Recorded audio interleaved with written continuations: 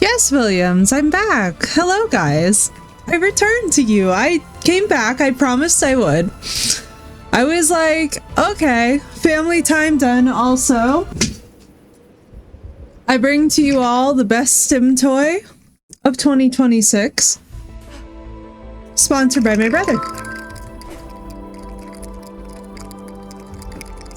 I don't know if you guys can hear that.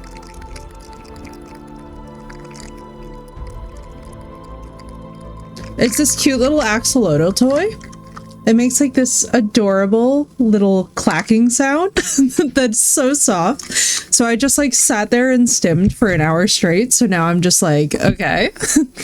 Yeah, it was like satisfying clicking. So I just like sat there and stimmed and was hanging out in the family gathering. And it was really cute, guys. My family got a crash course in what autism actually looks like. Because I was like clickety clack. And my dad was just like, it was so cute. He like had no idea what he was looking at, and he was just like, what the fuck? And I was like, oh, you're not around autistics often, are you? Because I was like, yeah, no, axolotl, it's so cute. Oh my god, Blue, I need to send you the referral to get these for the girls, because I'm telling you right now that this noise, it sounds like a creamy keyboard. And it's like completely baby proof in the sense that like they can't pull it apart or anything. It doesn't have any like dangerous parts. It's like also not sharp. It doesn't have anything like bad on it. I literally immediately thought of you guys and was like, wait. I was like, because like it's 10 out of 10. We have one like that. Only a slug. The soft parts would be nice though. Yeah, right. It's just so nice because it's soft clacking. I feel like when it's soft clacking, it allows you to have mental health, but like when it's loud clacking, it's just like absolutely not get it away from me, you know?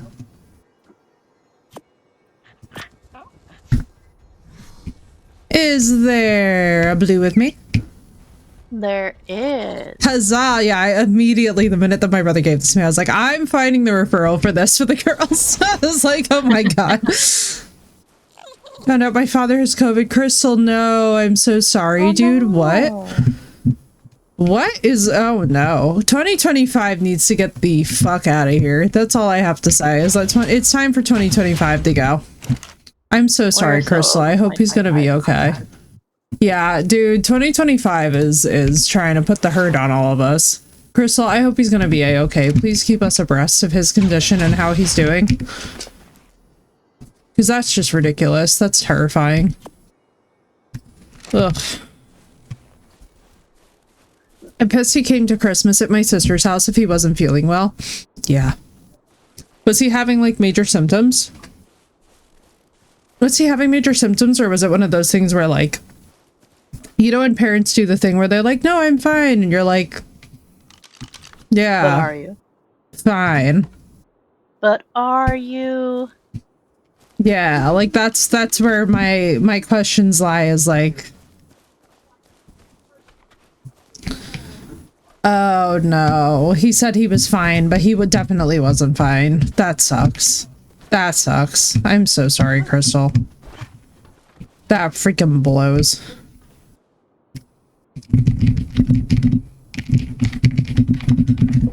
It also sucks too, especially when it's your parent, because you're like, damn it, I want you to be more responsible because you're my, like, guardian for most of my life. You know what I mean? We're supposed to be setting the example. I really appreciate little girl's feedback on this matter. I heard that. I was like, I really appreciate that she was like, this is my moment. And I'm like, yes, baby, yes, it is. Less stubborn than my dad and actually goes to the doctor before he almost dies from being stubborn. My sister literally told me I'll be testing when I get to work. I'm so sorry, girl. Yeah. Oh god, that's such a shit day too. When you're like, god damn it, now he's like causing work issues as well. My child is stealing all of my spaghetti. Hey, I think we need, oh no, she's stealing the spaghetti. Oh, yep, this is bad. She doesn't want anything to do with the meat. She only wants the noodles. She's like, give me all your noodles, mother. You know? My hunger, mother. She's having the correct response to noodles. I'm like, yep, this is definitely my child. Ugh. So I guess I'm having so meat sorry, sauce. Crystal. She's just straight up having meat sauce. All else is forbidden to you. You Yep. shall have. It is declared meat sauce. All the noodles are belong to baby. Yeah, are you happy, little girl? Now you got all the noodles? Noodles. You spaghetti sauce all over your face. No cutie. Munchkin girl boot doo doo doo. I am continuing the good work of, I believe it was Sass that was making charcoal for bullets and whatnot. Oh yeah, we've also got the charcoal operation up and running up here. If you guys need spares, I can also gather more. I'm just on ship construction at the moment. Crystal, I really hope he's gonna be okay. That sucks so bad. I'm so sorry, dude. I'm so sorry to everybody out there who has stubborn. Yeah, agreed. I hope that nobody else gets sick from this. I hope that for all of you guys out there who are dealing with either stubborn or just, I don't have a good relationship with my father. I'm so sorry, girl. I know. It's even more frustrating in that case, too, because you're like... She's like, God damn it. He's certainly not helping his case right now. Nope. I feel that. I don't have a great relationship with my father either. Used to have a great relationship with him until I learned a lot of things about him and started to recognize some not great behaviors on his part. It was like the more I became my own person, the less my relationship with my father was, you know. The more I became my own person, the more my relationship with my father suffered, and I find that very unfortunate. Younger sister found him dead, so... Yeah. Ooh. I get that, Crystal. I really hope it doesn't come to pass, dude. Yes, try not to focus on that too much, you know. Dreams can be very wild, can manifest based on our worries and concerns. If we focus on them too much, you know, we don't want to be bringing that energy into light. So big facts. let's try and recognize that it was a dream and nothing more.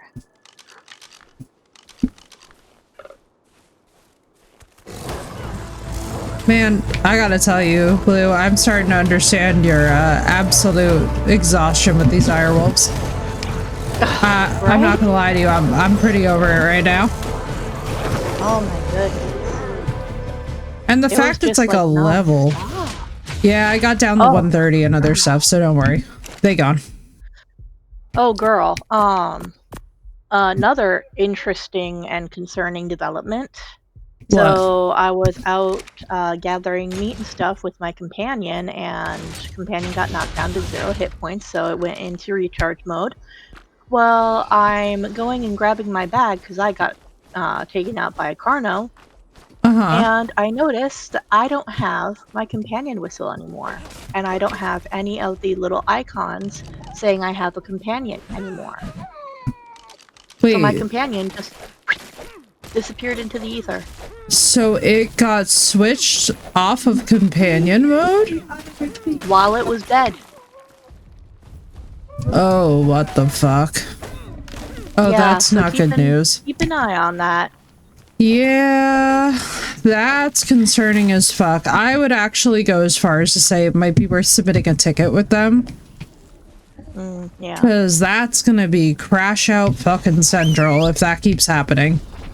Right, especially with people trying to like level up the adventure for their companions. If they're working on that and then all of a sudden their companion just disappears out of their freaking inventory. Yeah, because what the fuck? So the companion is just straight up gone, I guess? Yeah, I'm kind of hoping that maybe tomorrow I'll log in and I'll have Icicle back, but I'm not holding my breath just because I don't know what the hell happened. Like, I'm like, okay, wait. I'm like, did I just maybe not have Icicle on companion mode? But there was no death notification, and if it wasn't on companion mode before it died, it would have had a death notification. Because Yeah. it would have been like any other tame.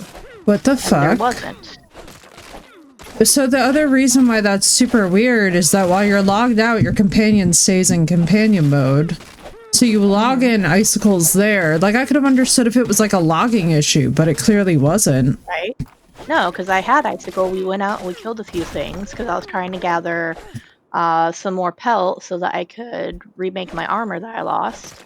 I did notice a difference between the scout and the fur. Maybe I already gave you all my noodles. Do you want the meat sauce? Are you gonna eat the meat? I'm not quite sure what you're looking for. Oh, are you looking for the peanut butter? Let's get the spaghetti sauce off this fork before we go scooping peanut butter with it. Yeah, it's valid. That's valid. But yeah, no, like I went out to go get pelt and I was like killing things to get pelt. Oh yeah, the thing that I noticed about the difference between Scout and Fur. Scout does have 10 points less armor. So it's got the same warmth, but it's not But it's arguably weaker, yeah. Yeah. And the material, oh, I'm sorry, I cleaned it off and I didn't even get you the thing that you were asking for. What am I doing? Mama, get it together. And the material cost is roughly the same, at least in terms of pelt, which is obviously the big contributor. I think it takes a little bit less metal to construct, but you know, that could be doable then.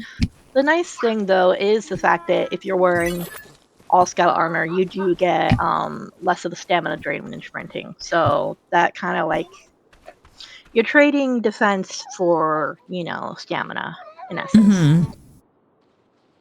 Yeah, so it's kind of nice. We'll take it. Some kind of trade-off. We'll definitely take it. I'm so completely right now concerned about your follower and what the fuck we do with that, because I'm just like, what the holy Jesus? Like, what? I'm super unthrilled. Super not thrilled about that development. And I'm worried too. Like, I know that they're doing a lot of patching and updates, but it's like, even mine, hello, main, please help. I'm being attacked by a direwolf, main. Perhaps you could do the thing. Yeah, Mike, help. The fighting and the, Yeah, what I'm assuming is that in the midst of all these updates, they've borked something, because that's really insane. Yeah. And there was no bag, there was no nothing left behind, or like... Well, there was a bag from when it died, but there's always a bag from when it dies. Right. There's nothing, like, unusual about it. Like, there's no drops, there's no...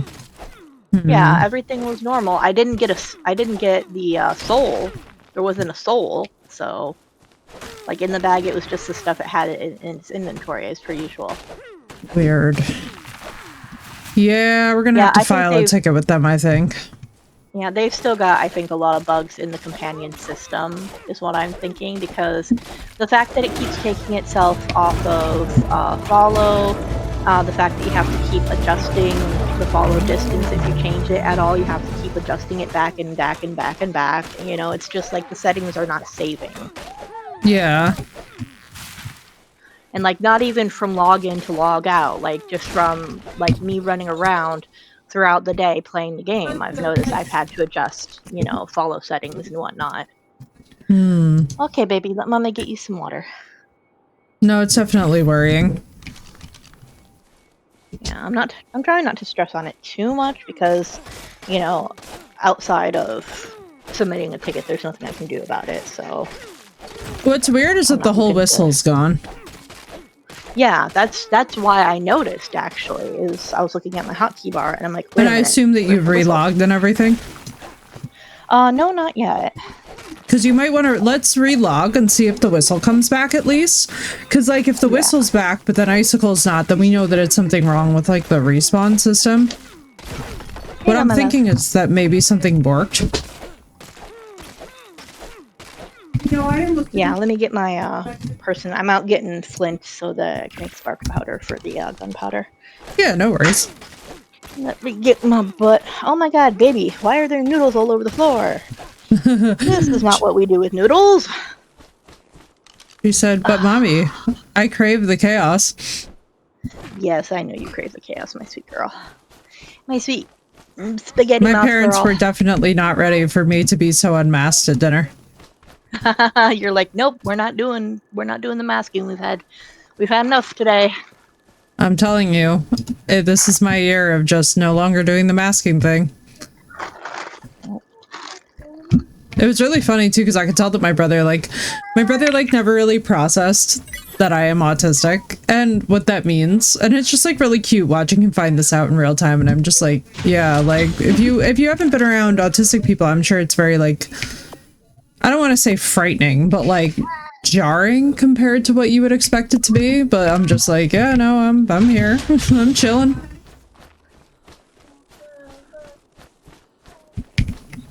Okay.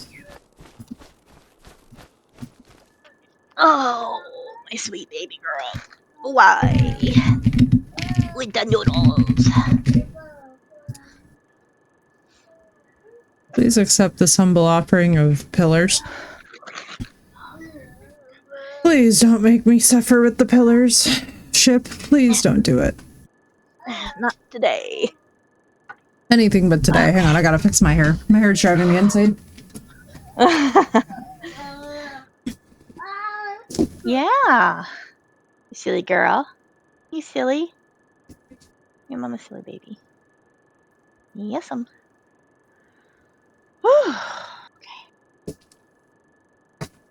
There we go. A little bit better. The front of my hair is still driving me a little bit crazy, but I can live with this a little bit more. I eat and then my face like gets weird. Like there's like certain times of night where like your face just kind of doesn't want to cooperate. I don't know. I don't know how to explain this. It's such a weird Italian problem. It's one of those moments where I wish that Marissa was here to understand me and to be like, this is a weird Italian problem, but it is a weird Italian problem where like there's a certain time of night after which we literally become pumpkins. And I'm having that happen right now and I'm just like not enamored with the pumpkin. And it's not even like insecurity, it's like I know I'm becoming pumpkin. Visually, I know I'm becoming pumpkin. I did not consent to become visual pumpkin. I turn to look at my child because hang on, hang on, let me get the headset on. Oh. There we go, now I'm back. It was like, visually, I did not consent to this pumpkining. So I turn to look at my child because I feel her tugging at my sleeve, assuming that she wants something. I look, she's tugging at my sleeve, but not with her hand. She has my sleeve in her mouth and is pulling on it. Yes. Baby girl, why are you eating my sleeve? This is the autistic experience.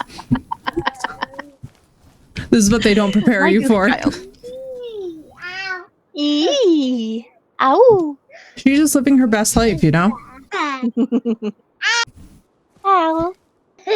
You want your wood peanut butter, baby? foundation, wood pillar, quarter, and triangle. Your face is all messy. Can I clean it? Are you gonna let me clean it? Can I clean it? Can I clean it? Can I clean it? Can I get in there? Can I get in there? Oh, little baby. Oh, little baby. Here we go. Thank you. Thank you for letting me clean a little bit of it. I swear that this was the one. Okay. All the spark powder. All the gunpowder. Wood sloped wall is 0. Triangle roof. What is happening? This entire ship is just so confused. This whole building system, even with the foundations in, is like baffling me. There we go. Now that my hair is fixed, I feel like a person again. I can't explain to you. I can't explain to you all how much I know what you're thinking. It's just hair, Effie. No, it's not.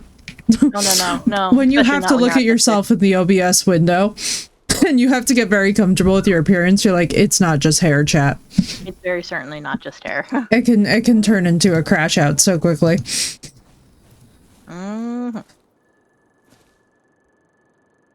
Especially because, like, Italians, some of us get oily. I get oily. You know what I mean? There's like a Oh, certain time of day where the oil starts, and then you're just like, well, I see that I will be negotiating with the oil gremlins and being extorted for all of my worth. Hey, Maine, you want to, like, exist? Little bro. Thanks, bro. Don't you scare me, bro. You can't do the things that Icicle is doing. You hear that? Yes, Because if I have to relog to confirm that Maine is here, y'all are going to be hearing about this for so long. Okay, so, like, what the...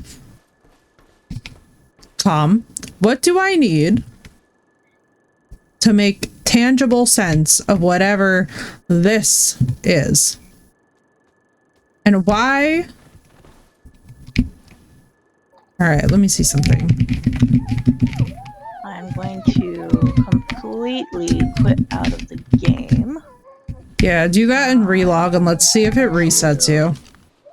I'm going to do a quick verification of files too, because it occurs to me that after the last patch, I don't think I did that.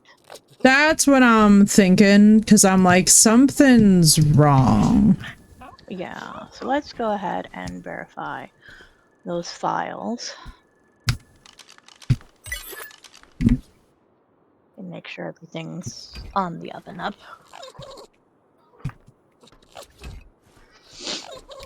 So, like, I don't know why this one is in a diamond formation. Ooh. But I'm not... I'm so confused, bro. I'm just gonna put those two there and see if the rest of this can, like, sort itself out, maybe? Main, you're being so loud. Okay, so then the rest of the pillars snap into place, of course. Like, they always should have, because that was what was missing from that section. So let me grab my other building pieces.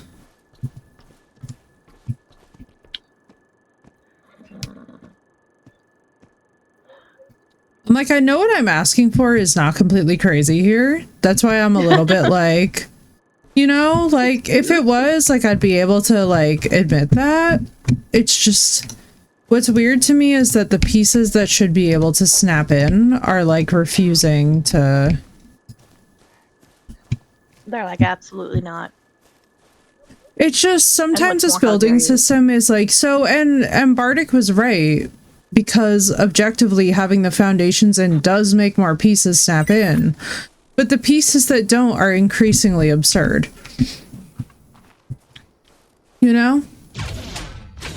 I'm confusion. America, explain. Yeah. So these are the quarter and triangle ceilings, of which I have a bajillion. Then we have walls, which we will take some of.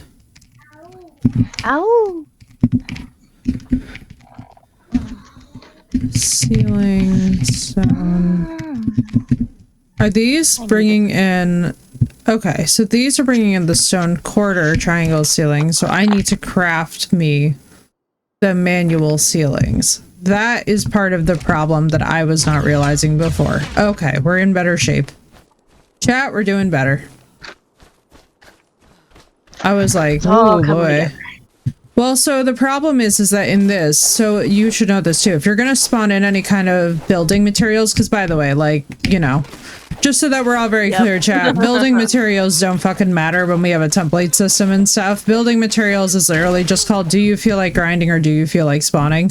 Personally, I don't discriminate for that in this game. I don't really care either way. I encourage everybody to make their own decisions about it, but for me, it's just like not that deep, you know?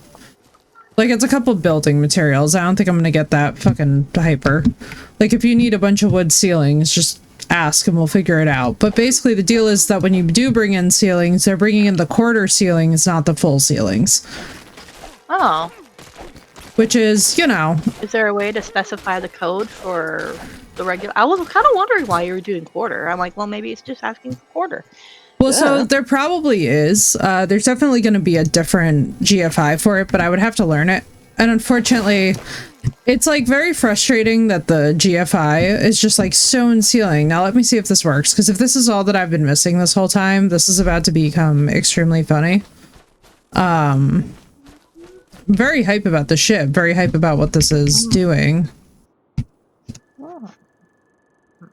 Just want to see if the stone ceiling even goes in to begin with. So far it's not, which is really weird. Like, I can't stress you enough how weird it is that there are, like, whole staircases built, but there's no, like... Okay, there's one, and now a pillar snapped in.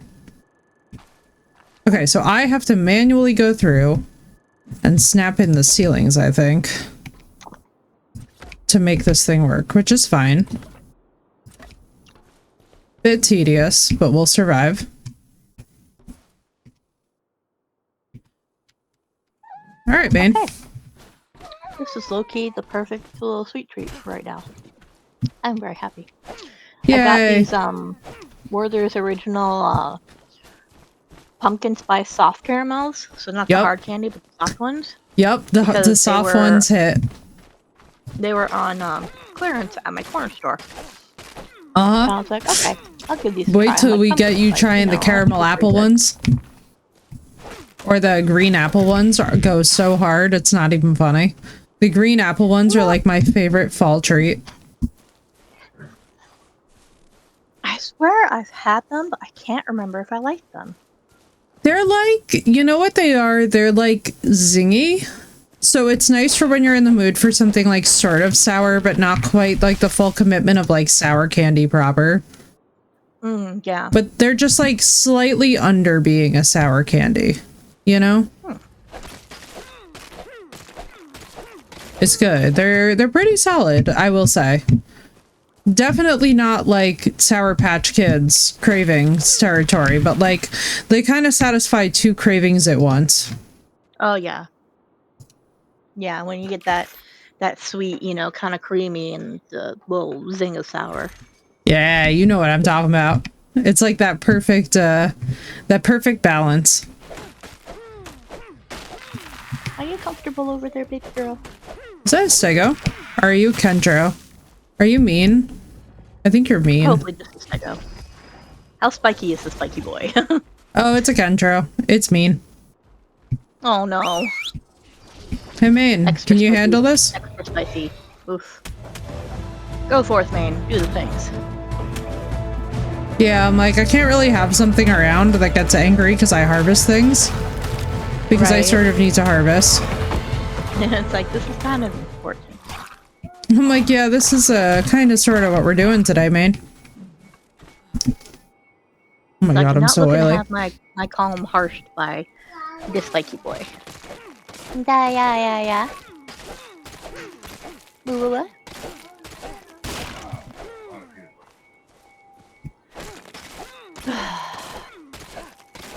I had a feeling she wasn't gonna eat that last spoonful, but she wanted it.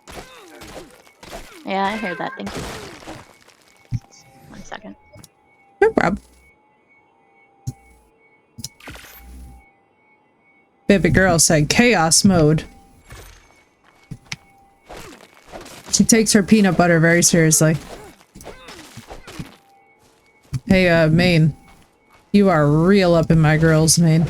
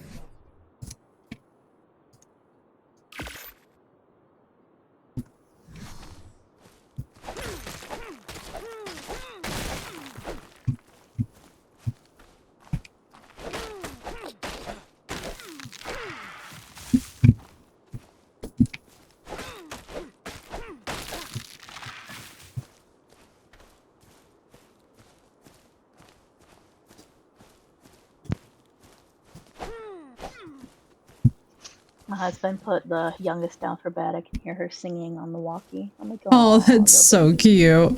She's straight up singing. Yep. She said, I'm gonna belt my little heart out. That's so precious. The baby girl. My little happy girl. Oh, yes. I wish I could have her pleasant demeanor in the morning because, oh man, when I wake up, I'm just like, I can't even process stuff. But when she wakes up, she rolls over with a sleepy little smile and a giggle. Literally the definition of the morning mood song. Like she's just so happy and like adorable and like just, you know, pleased to be there. And I'm like, how do you do it, little girl? Because you don't get it from me. You don't get it from your dad because neither of us are morning people in the slightest. Well, you know, they say sometimes parents get their own parents as kids. Maybe it's some trait of her grandparents that she doesn't know, you know? Yeah, maybe. Yeah, because my know. dad's more of a morning person, so maybe she got it from him. Yeah, like you never know. Honestly, as crazy as it sounds, like there are definitely things in our family that have worked like that. And I'll tell you what, more and more in life, I find that we're just rolling with them, with each other, you know? Oh, one sec. Hello. Hello. How you doing? Pretty good, pretty good. Just streaming some late night build. Basically, after my family stuff, I was like, let me just hop on. Yeah, I don't blame you. How you feeling today? Icky. I feel that. There's like, you know, it's funny, after cardiac stuff, there's nothing that feels good. You're like, am I dead? Am I alive? I'm dead. I'm alive. I'm like, I don't even know anymore, bro. I'm surviving. I mean, if you want to go real tinfoil hat, they say this is just a fucking simulation in like the Matrix, so who knows? You never know, man. You never know. Maybe if somebody has my cryopod, finger it. That's all we ask in life. Finger it, If somebody's got my cryopod, you know what to do. Make sure she has some kind of enjoyment, I guess. Yeah, I'm ready for a cryo nap. Right? Oh, I know God, we I all just are. woke up from an actual nap like only 2 hours ago, but a cryo nap just sounds like it would hit different, you know?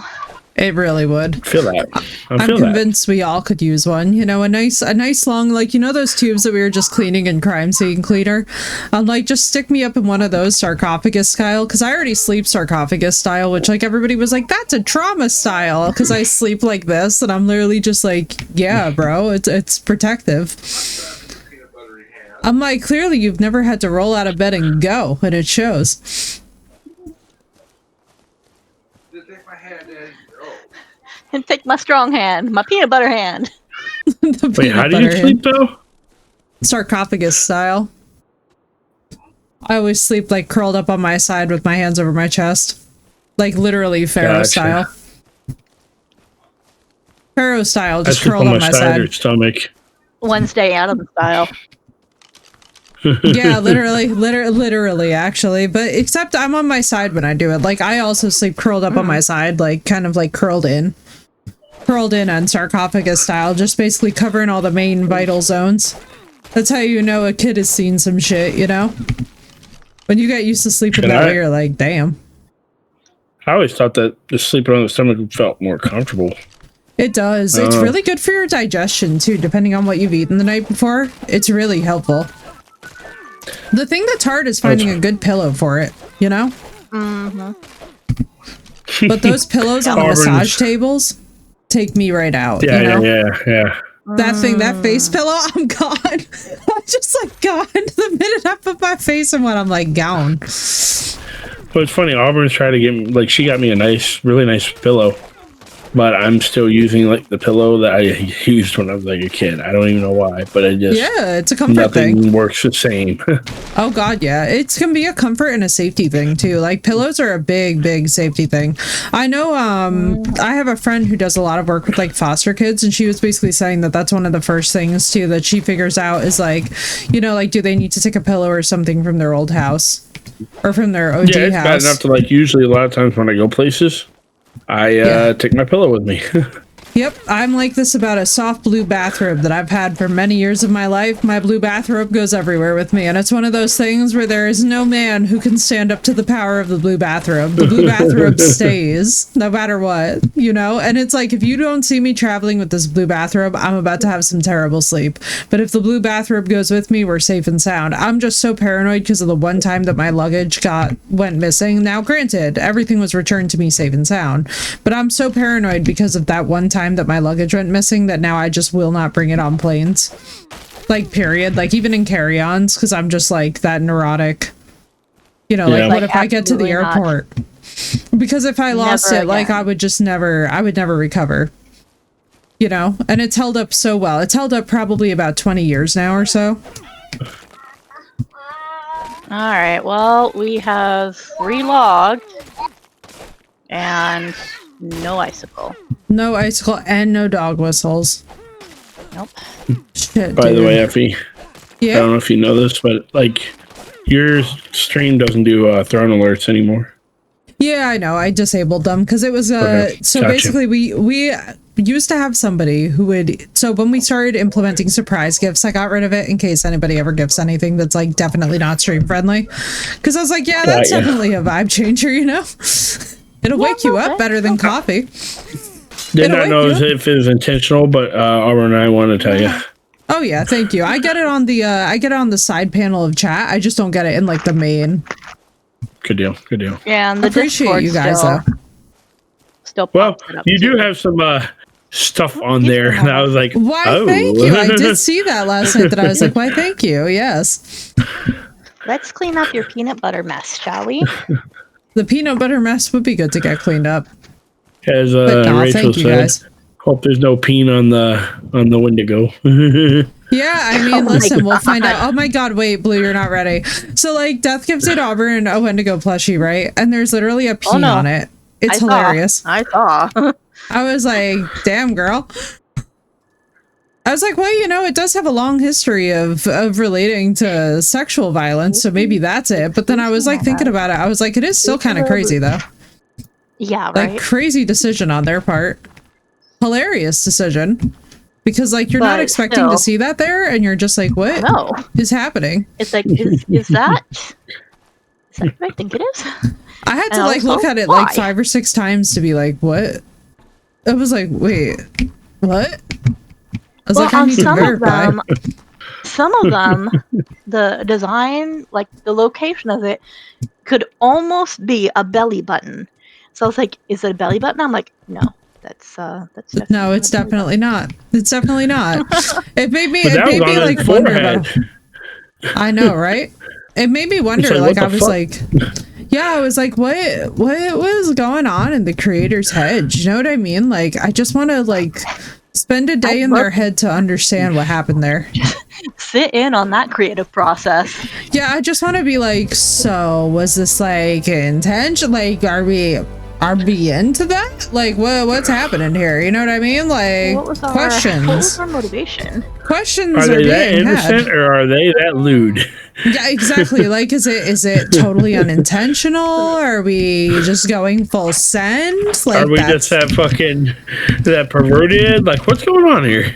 Yeah, like that's what I was kind of wondering. As I'm like, so is it them? Is it us? Yeah, like I'm like, yeah, is it like in my head? Like, am I just seeing this? Is anybody else seeing this? I'll go with the ship. Pretty good, Darker. Pretty good so far. I'll tell y'all what, though. My dinner is not settling well with me. That is becoming readily apparent to my body. I'm like, oh no.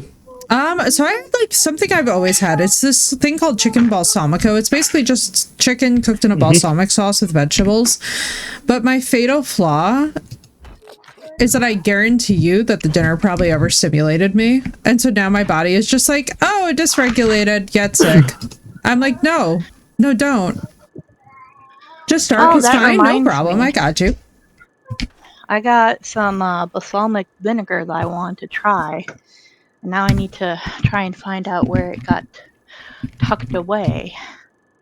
Oh, I know. Because everybody and their mother have been telling me, oh, balsamic vinegar, yeah. It's really good. It's good. You will love it. You will love it. I know that. Come on, baby. Because it is very worth it. Yeah. What do you guys have for Christmas? For Christmas dinner, I had a cheeseburger and fries with a grilled chicken salad. It was really good. It was very solid, actually. I was like, there was nothing traditional about it, but it was really good. I stole it and hid it in your sock drawer. But you blew.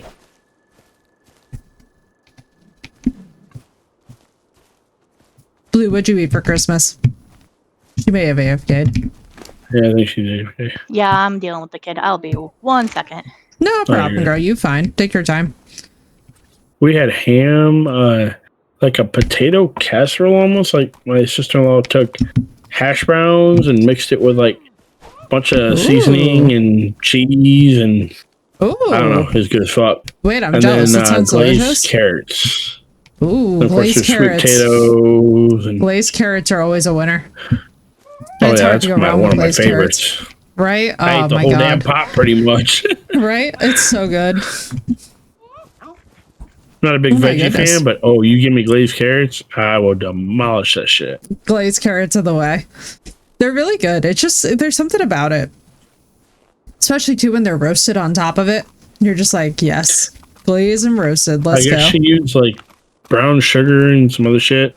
Oh yeah. Oh, good as fuck. My daughter did a roast beef in an Instant Pot and gave us roasted potatoes and Yorkshire pudding. Heavenly and not traditional. Oh my god, Dark, that sounds amazing. Wait, I love that. Awesome. Oh, that sounds so good. Any amount of, I'll tell you right now, anything that is made in an Instant Pot, usually, well, all right, let me hang on. Before Chef Reactions comes out into my subconscious to destroy me, usually most things that I see that have been cooked in an Instant Pot hit hard. They're good. Like, it's, when you see somebody in their Instant Pot era where they're like, nah, I'm learning how to make these recipes, like, watch out, world. It's good. It's good. It's dangerous. Oh, I'm going to go out and straight say, because I don't have that chef instinct. Yeah, it's 100% slaps every time. That kind of pressure cooker. Right? Oh my god, yeah. Good. Oh yeah. Pressure cookers in general, just, I'll tell you, any kind of slow cooking, I love that. It was a great dinner, low sodium. Our family is low sugar, low sodium these days. Listen, I totally get that.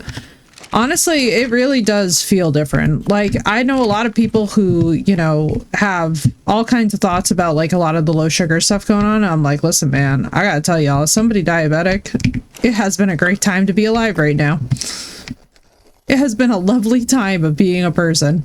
Celebrate the holiday on the 21st. Oh, that's lovely. That's nice. That way it kind of frees up the actual day of a little bit, too. I dig that a lot. I always dig, like, so I have to tell you guys, I always dig, like, countercultural celebrations as well, too. Like, anything that kind of, like, goes against the grain. Like, we had Chinese food, not Christmas Eve. We had Chinese food the day before Christmas Eve. And so I wound up having the leftovers yesterday, and it was hilarious. I was like, not me eating Chinese food on Christmas. I don't do Saturnalia that often, just solstice. Yeah, the solstice is a big one. Solstice is a big one around here too because it is Miss Auburn's birthday, which I love. She's a solstice baby. Let's go. It makes me so happy. I love the solstice. Honestly, I love most of the winter holidays, even though I will admit this first year without my pup alive has been really rough. Like last night I had a dream that all I did was pick out puppies that weren't the right puppy. You know what I mean? Like one of those things where you're like looking at puppies to adopt, but none of them are like that right and proper fit of a puppy. And I was like, I woke up so not pleased. Yeah. Same, Dark. I'm a practitioner, so I totally understand. I'm like, hey, let's go.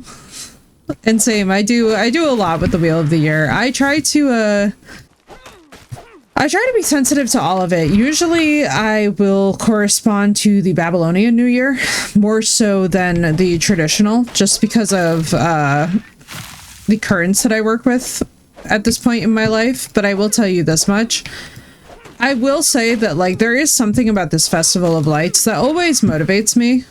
It always, like, spurns me forward a little bit. I can really understand why in the time period that it came about, it was such a big deal, because it is truly very dark and very cold and very, like, it could feel very lonely, you know?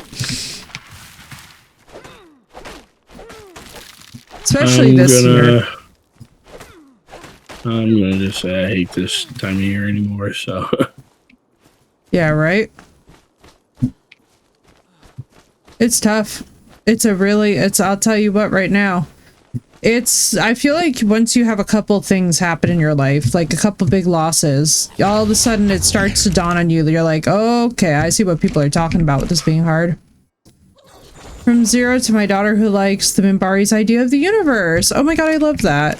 Yeah, and I mean, listen, there's really no, like, honestly, one thing that I love about all of the different theories that are out there, I really like finding the points of intersection instead of all the points of difference. You know? Like, I feel like as I've gotten older, I find more connection between all things instead of less. And it's a really peaceful place to get to, because you start trying to find more common ground than difference. Like, when I was younger and I studied philosophy and psychology and neuroscience and all these other things, right? Like, they would really focus on, like, you need to find the contrast. And, like, yeah, that's important. But it's also so key to be able to find the common ground, to find the intersection, to find the things that unite us. Exactly. Thank you. That's the perfect, yeah. Because it's like, I find nowadays it's so easy to find contrast. It's so much harder to find unity. You know? It seems like everything in the world is pointing to it. Oh, absolutely. Like you watch the news and all the other bullshit, and everybody's always talking about, how did you hear about this person said this and blah blah blah. It's like, you know, and you and I even had this talk a while back. That's some black and white. It's a whole lot of fucking gray, and I think about 90% of us fit right in the middle somewhere. Yep. And if we didn't focus on all such, you know, contrast. I tell you what, you want a God's honest truth, and it doesn't matter what country in the world you're tuning in from right now.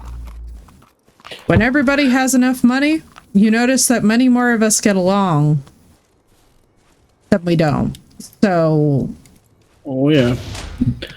All I will say, many things in life boil down to, like, I don't want to say a completely manufactured sense of scarcity, but largely a manufactured sense of scarcity that I have really noticed in recent years. That just, it's like so many of the issues that we face in the world right now, I'm like, I think this is a class warfare issue.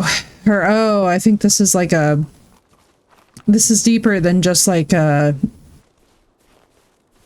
you know what I mean? I'm like, this is deeper than what it appears on the surface. So it's just funny, because when you get into the different echelons of spirituality, what you find is that so much more of it interlocks than it does contrast. And so it's kind of funny, because it's like, you'll catch these almost like self-policing systems in spirituality and different forms of, you know, belief and faith. And it's so interesting, I think, watching everything sort of return to a center some years. And this has been one of them, where I've noticed a lot of different people from a lot of different belief systems just basically all looking around. And this year, like, it was interesting, right? Because this year we had, like, obviously the mass market holiday of Christmas. And right after Christmas, a lot of people were saying, they're like, did anybody else notice that the energy was tangibly off this year? Like, Blue, I'm curious, as a fellow practitioner, did you also notice that this year? Yeah, things have just not felt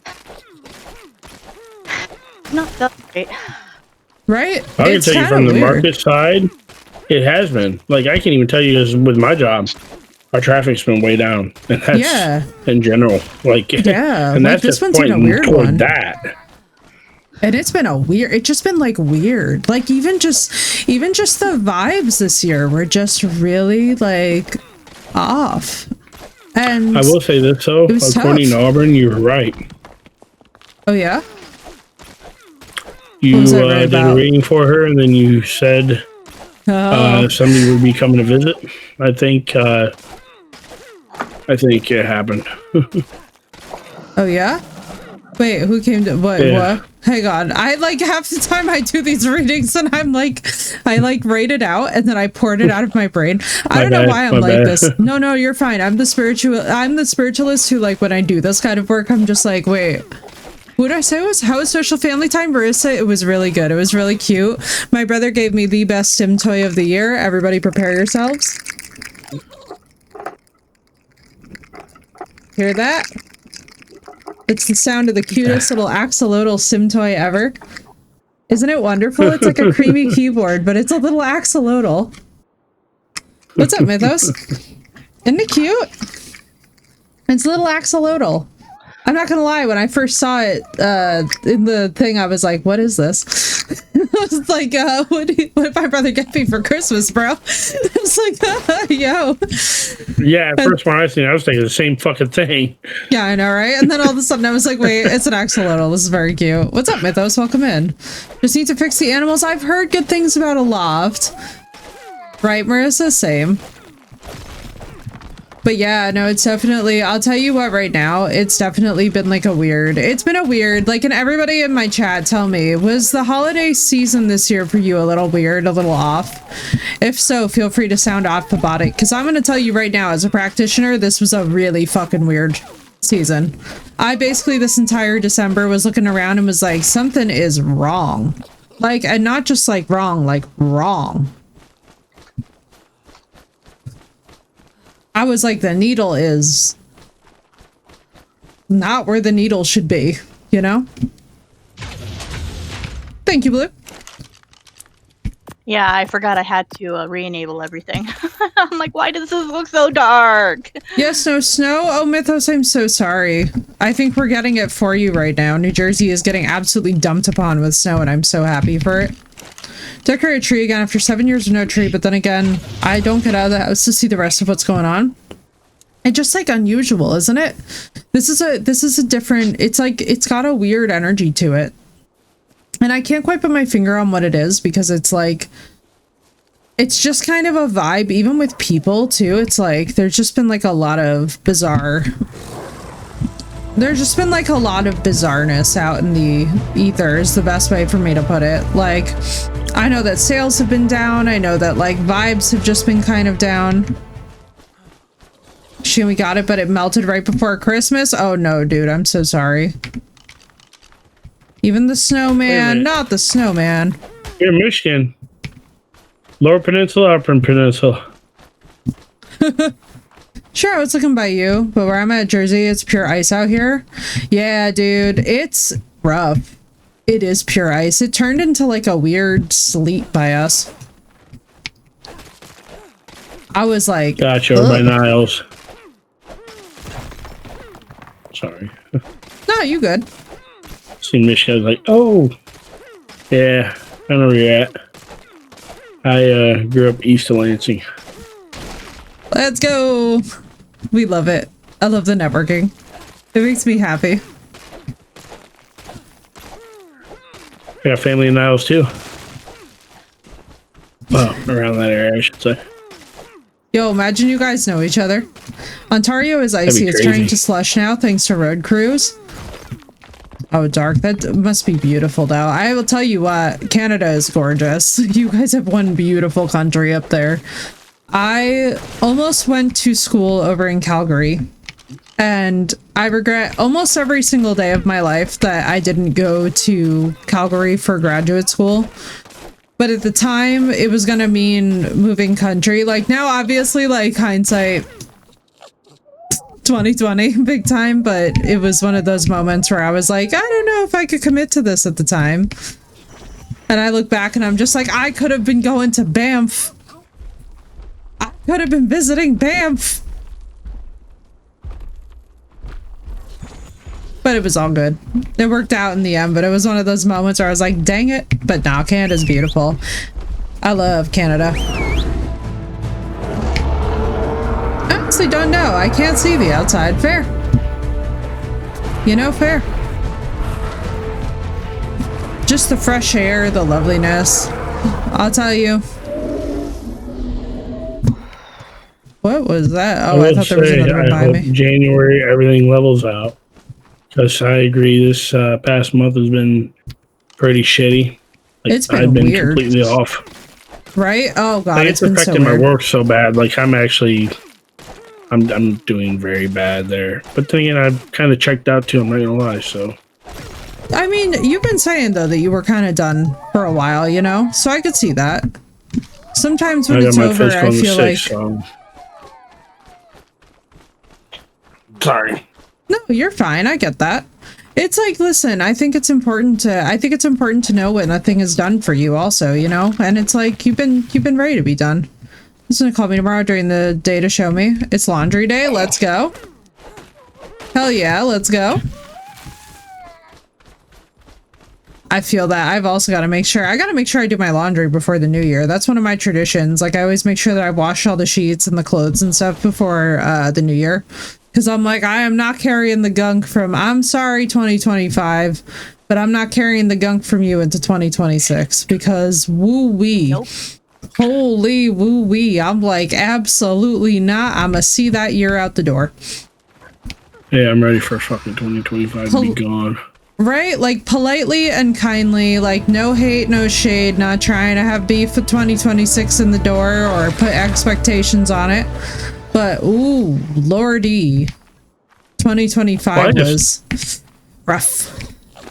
Feels like it's just been stagnant for me. Like, I didn't Yeah. feel like I made any progress, and I guess, you know, I'm not necessarily worse off, but it feels like a year wasted.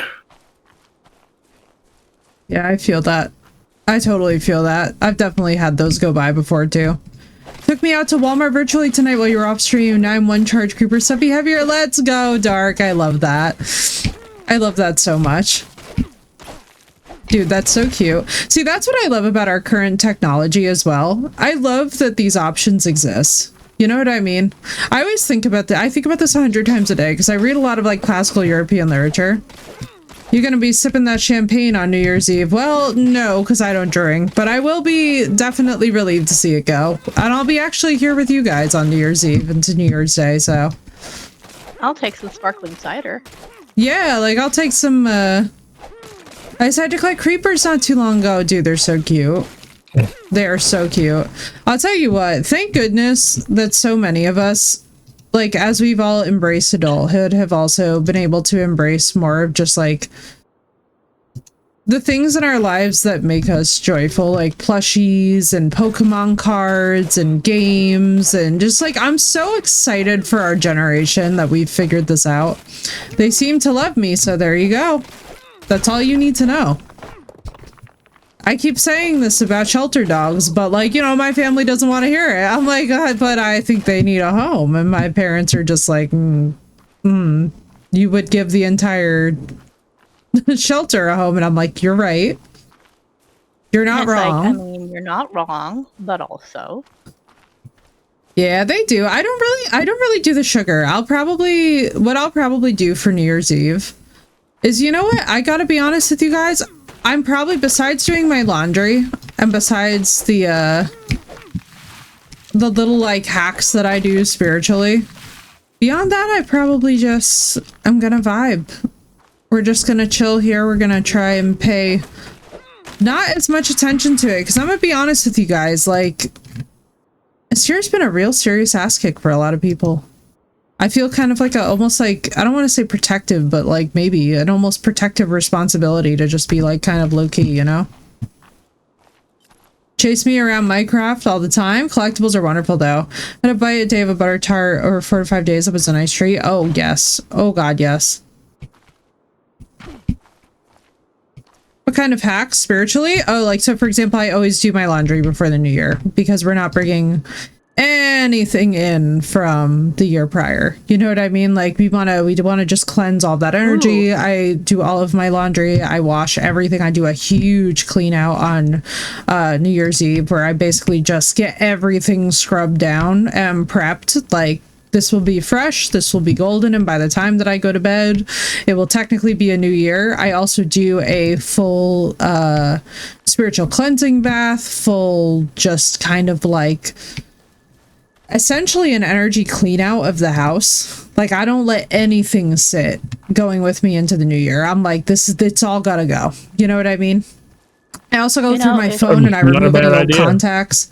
I also go through my phone. I remove any old stagnant contacts. Like anybody in my phone, like for example, I never keep block contacts in my phone. I don't ever block anybody. I just delete their contact altogether. Like I just try to like get rid of it.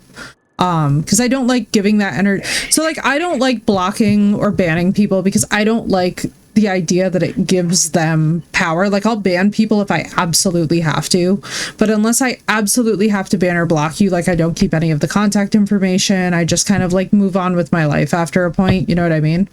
Did I refresh my house soon? Exactly, Dark. So it's like basically I just do a whole energetic reset because even though it's technically not my like new year, because I celebrate the new year closer to Easter because I work with Ishtar. So Easter, hello. The name. Basically, like, that's more of my new year. This is kind of like my big winter, just sort of like, for lack of a better way to put it, the energy enema. Where I'm just like, all right, everything out. You know what I mean? It's all gotta go. Big summer blowout. It's all gotta go. The energy enema. It's gotta go. Exactly. Literally, like, it's like my energetic colonics for the year. You know what I mean? Of just like, and that's also like, and it's true too. Like, I go through my social media and anything at all that pisses me off, disturbs my peace, or annoys me, I just completely like, I will literally yeet it out of my phone at the speed of light unless it is absolutely pertinent to my survival, because I'm basically just one of those people where I'm like, I choose what I look at all day and I'm not going to spend my life miserable in the danger rectangle. You know what I mean? I was at Diana Quicken once and I had some sons and figured out, let's be more inclusive. That's fair, Dark. That's fair. I work with so Astaroth, Astarte, Inanna, Ishtar. So between all of those between all of her different forms, she's basically the same figure, but with different currents. I mean, I guess you could also package her into Aphrodite as well. Let go of what you might be holding on to for too long. Exactly, Mythos. Like, I do a big clothing donation. I do a big shoe donation. I donate bags. I go through, I reorganize everything. Like, basically, like, this week, as we go into, like, the prep for New Year's, I get my shit together. I'm like, okay, let me get all my important documents together. Do I have all my medical stuff sorted out? Do I have all my appointments? Morrigan, Hecate, Artemis, I'm all over the place. Oh my god, Dark, I love it, though. But that's, like, such a sign of a healthy practice, too, though, is that you're connecting with a lot. You know what I mean? It's like when you go to a party and so, okay, so you guys know, like, back in the day, like, if you ever watch like Austin movies or anything like from the Regency era, how like you would go to these balls and then you would have like a dance card with like multiple partners. I've always looked at it like that, as like, oh, like, you know, I might be dancing with you for like, let's say 2 years, or you for 4 years, or you for, you know, 4 months or 6 months or something. And it's like, it's not, you know, it's like some of them get really deep and intense and become like lifelong connections. And then some of them, you know, it becomes more of a, I would say, like a hum in the background. Oh, Mythos, despite your name, that's such a tragedy. You should look into it, dude. Your name is literally so pertinent for this conversation. Your user. That's really funny. No, that's ironic. You're like, I don't know what none of that is. Mythos. Don't feel bad, Mythos. I'm not gonna lie, I'm lost too. It's okay. Oh, basically, we're throwing down the name of some very, very beloved goddesses. I picked that up, but I just don't know anything about it. Oh yeah, it's fun. They're different currents. Oh yeah. So they're different currents. So basically, one thing that was really fun. So I got into traditional occultism. I forgot to do our fog and our volumetric cloud again, Blue. I do this every single time, I swear. Every single time we get like midway through stream and I'm just like, god damn it. I was denying y'all the Northern Lights. My Irish heritage makes sense, Dark. Makes sense. I mean, honestly, too, there's some pantheons that are more open than others to descendants. And I feel like, and I could be wrong, we'd have to talk to Sonoch about this, who, he's been working a lot with Freya. I know that there are certain pantheons that are more responsive to members of their own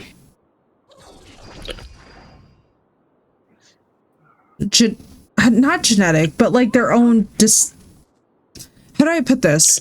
Their own ethnic heritage. Yeah, their own ethnic heritage. Like essentially, if you're a member of particular cultures, it's a little bit. I don't want to say easy. Like I don't know how I'm trying to say this. I guess what I'm saying is that I've had experiences as an occultist where. It's more natural. Oh no! Why did? Oh, never mind. There's a calling. I see. No. It's fine. You're fine. Yeah, I realized that when I saw the level, I was like, oh, I see. Yeah, exactly. It's a much more natural fit because you've already got background. Probably in tune with Morgan, tattooed her on him. Oh my god, wait, Dark, that's so funny because we also have Sanoch, who's also former Navy and also has got a connection to the Celtic Pantheon. This makes me really happy. I love that so much, actually. I'm so excited, Dark. I'm so excited for you and Sino to meet. I feel like you guys are going to have a great synergy. This is going to be fun. This is going to be fun. We have a lot of practitioners in community because I'm like, so basically my road to traditional occultism was like this, because I come from a very traditional Italian family, but I had no idea about Astarte and her background in Sicily. So I stumbled into that by complete accident when I myself fell into chronic illness, and essentially I had tried everything else as a scientist. I had tried everything else as a researcher and was like, let me try this ritual and I had zero expectation that it would work, right? And I was like, let me just try this ritual because I've literally tried every other thing. Like, what's one more thing? Now I knew that I was getting close to death. I was getting to a point where, to be honest with you, it was like I hadn't walked in 9 months, so it was getting pretty clear that like something was wrong. Wasting away, doctors couldn't explain what it was, couldn't bend my legs, like the entire 9 yards. Cardiac function was almost non-existent. My liver was literally starting to try to fail. It was just basically like the roll downhill was happening quickly. So I did this ritual and I basically just got really humble and just begged for help because I was like, and I'm not really a person that does that. Like, you guys can ask like Death in Blue. Like, I don't ask for help. I'm the person who would literally be like underwater mining, and it would be like a situation where you're like, hey Effie, you're drowning. Hey Effie, you're drowning. Hey Effie, it looks like you might be drowning, and I'll be like confidently ignoring it the entire time. And I'm just like, no, what do you guys mean? I'm fine. I'm perfectly fine. Everything's fine. And you're just like, yeah, no, she's not fine. And so what happened? More bubbles, Effie. Yeah. And so what happened, which was crazy, is that all of a sudden, out of absolutely nowhere, I actually received an answer, and not like an auditory answer, but like I'm talking within 12 hours, suddenly we had medical answers for everything that had gone wrong. And it was one of those situations where it's like, congratulations, not only can you walk again, not only do we have the medical answer, but like no strings attached. And so from that moment on, I was just like, okay, I'm down. And I like basically slammed the big red button of like, yeah, I'm in. I was like, all right, cool. I'm down for this. Like, let's see what we can do. Because I was just like, this is amazing. Heart failure last August. I'm still here. My legs still suck though. Dark, sending you so much love, dude. It's so hard. It's so hard. Legs, I feel like legs are the most frustrating too because we use them for everything. And you don't realize it until they're giving you problems, and then you're like, God damn it.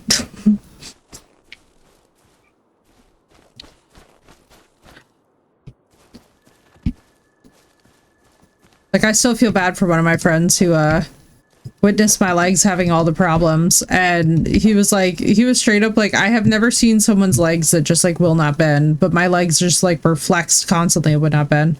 Oh, you're fine.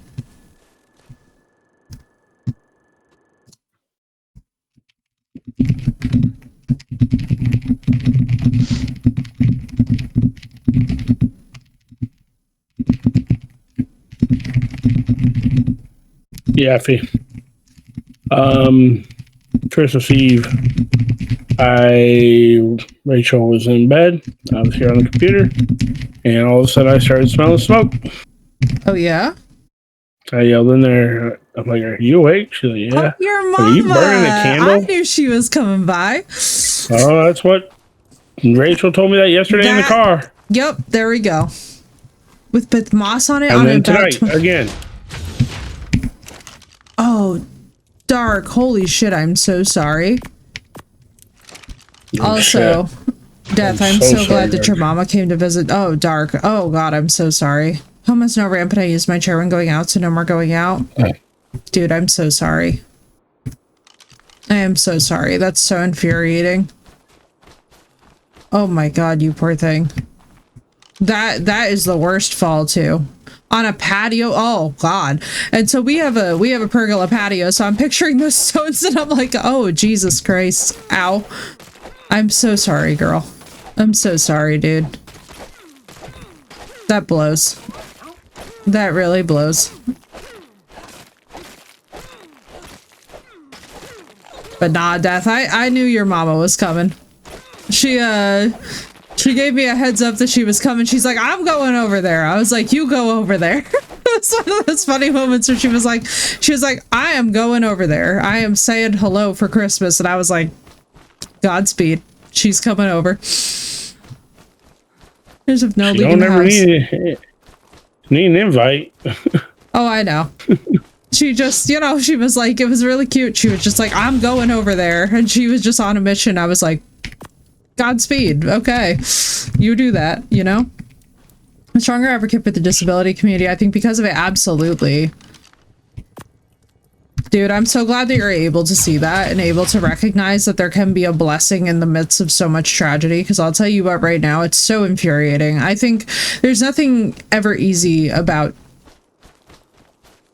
confronting disability when it shows up for us, you know, like it was interesting. Like I really learned it in the 9 months that I couldn't walk. Like it was really crazy to me how all of my friends, like, and my friends are great people. Like this is not a reflection of them, by the way, but like, because they didn't know what to do, they just didn't reach out. Like it was one of those things where I was just like laying here rotting and like nobody was like, hey, like how are you doing, how is that going? And it just was one of those feelings where suddenly I was so socially isolated that the thing that I actually leaned on socially to keep my brain hearing voices so that I wouldn't start to like socially,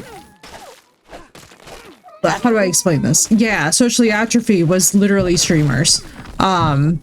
It was streamers online who basically kept me going, and so now I do what I do because there we are, you know what I mean? I got introduced to a whole different world. Really need to connect outside my home. I'm going back to work on Sunday, or maybe even tomorrow. Dark, congratulations. A return. The return. It was an untended patio. I'll tell you, it's amazing the safety hazards that also just exist out there that we don't even think about. Because it's like, to me, that's just crazy. Like, it's so, like, the thought of how slippery and dangerous that is. I sort of do what you do. Let's go, dude. That's awesome. Dark, I love it. I'm so happy to have met you. I don't mind at all. I always love chatting with other streamers. I always love talking shop with other streamers because I think it's the most fun that we all have. You know what I mean? I love that there's so many of us, if I'm honest. Like, I love it. It's kind of funny too, because like back when I was first starting streaming, there were a lot of people who were like, no, there could never be other streamers. And I was like, that's so ridiculous. I love that there's other streamers. I love that we all have different stuff that we're all into, and communities and people and uplift, like being able to uplift each other. It's so heartwarming. You know what I mean? It's Let's like, be honest, though, without saying who or what or where, that whole group was toxic. Yeah. Yeah. It can be dangerous online. I'm very careful about where I talk about it. I don't want to be assumed to be self-advertising. Oh, Dark, you're fine here. Don't worry. We got a buttload of streamers for you to hang with, network with as you feel safe and comfortable to do so. If you want your secret kept, you're fine by me as well. I understand how it goes, but I'm a big proponent of the idea that everybody eats together and that's how we're all stronger. I honestly, like, I cannot even stress to you enough. Like, for me, what the biggest thing that I have learned with Twitch and streaming is that, like, there seem to be two mentalities to it, right? There's people who are like, I want to claw my way to the top, but then there's others who are like, I want to see everybody have a come up together. And I'm largely of the opinion that I want to see everybody have a come up together. I want to see everybody win. I don't like the idea of, you know, I don't like the feast or the famine mentality, you know? It makes me really sad. Yeah, exactly. And thank you, Phoenix. Hello, hello. Phoenix! Phoenix! Phoenix comes soaring out of the door. I was like, Phoenix is not missing the streak. I know that. I was like, I don't know when I will see you, but I know I will. There's just a random otter here. Hello, otter. What's up, otter? Not very good socializer. It's why I went into it. I wanted to have people to talk to and maybe learn how to converse more. Of course. Big shout out for Dark. And actually, as a matter of fact, let me follow you, Dark, right now. And make sure that I am. Because I will come by and say hello. Because I'll tell you what right now, I like it. It's funny too. It really will bring you around so many people. Like my dad was really cute. Because like my dad has always been up from a nap and stream, jumping, having fun. Yeah, we're working on the boat. For the life of me. And God bless Bardic. Bardic is going to be like, what in the hell did you do? I don't know what I did that the ship pieces won't snap in. Arc is arcing. Yep. Arc is arcing, Bardic. If you say this, arc is arcing. Save me from the arcing. There's nothing else for it. Just arc is arcing. I can't even explain it. Because I don't even know how it's... Oh no. Something that I was thinking on earlier, when you were talking about sort of like the hacks in the New Year rituals. Oh yeah. Something that would be easy to do, that would also help with that sort of like cleansing out the energy, is if you have the money to, obviously, don't put yourself in a financial bind to do so, but if you have the money to, replacing like your brooms, your things that you use to physically sweep with, physically clean. You don't out want the vacuum, like especially the remnants, of last year to be clinging to, those utensils and whatnot. Oh God, yeah. Clean out all that old energy if you can. Do like a broom soak. Do like a nice cleansing or something. It'd be so good. Thing shut down. Oh my God, Dark. I totally understand too. I'm so sorry, dude. I have such a big heart for it too, because I totally get it. It's like, it's hard when you've taken a break and like, you're like, all right, it's time to come back. But like, how do I do this again? Yeah, like it's such a moment of just like, oh dear God, the paralysis of it. You know what I mean? Yeah, I feel like, that. It's like, and it's one of the hardest things. It's really interesting too, because I think a lot of people don't really understand how much actually goes into like the process of like being on for content creation. Like my dad's really good because he's worked in entertainment for basically all of his career. So he more or less understands what the grind is of like what it takes to like either be on a camera, whether you're a VTuber or you're in person or whatnot. It's like, it's tough. It's tough, dude. There's a lot of prep, There's a lot of prep, and there's just a lot of energy consumption that goes into it. Oh yeah. Like there are some people who put on a persona for their streams, there are others who don't, but like regardless of like which way you go with it, it's still just so much energy consumption just being like present and conscious like the entire time, and having to keep aware of so many moving parts, and not to mention if the game you're playing is taxing. Like I will always tell y'all, so like y'all know my high school close friend Felly, who basically like she plays a lot of first person shooters. I just want to give love in my chat to anybody who streams first person shooters. I have no idea how you guys have the attention span for it. Oh, I could never. Such an absolute mess. I'd be like trying to get a sentence out, but all y'all would hear is like the most broken English. I still have not figured out how to set things up to be more interesting. Currently VTubing, don't have the strength to show myself at this time. Oh, Dark, absolutely. And let me tell you, let nobody ever tell you guys that VTubers aren't legit. Like that's something that years ago was like a weird trend that went on where people were like, oh, this or that about VTubing. I was like, what are y'all talking about? Like VTubing, like, because it was funny, I had somebody ask me about it one time, and I was like, because they didn't really understand like why people do it, and I was like, can I just enlighten you to something? And they were like, what? And I was like, can you imagine if you were in like, and I hope nobody here is in that situation. If you are, please seek help. But like, I was like, imagine that you're in a situation where you've either had to deal with like stalking or bullying or harassment or something, and like VTubing is your safe place, like, but you don't want like a stalker to find you, or you don't want somebody who's like a domestic abuser to find you. Like being able to use a voice changer and being able to slip into a VTuber persona is so much safer objectively, because like people can't see the room, they can't see things about you. As I entered the croning period, I have no temperament for it. We do bot lobbies now. Yo, let's go.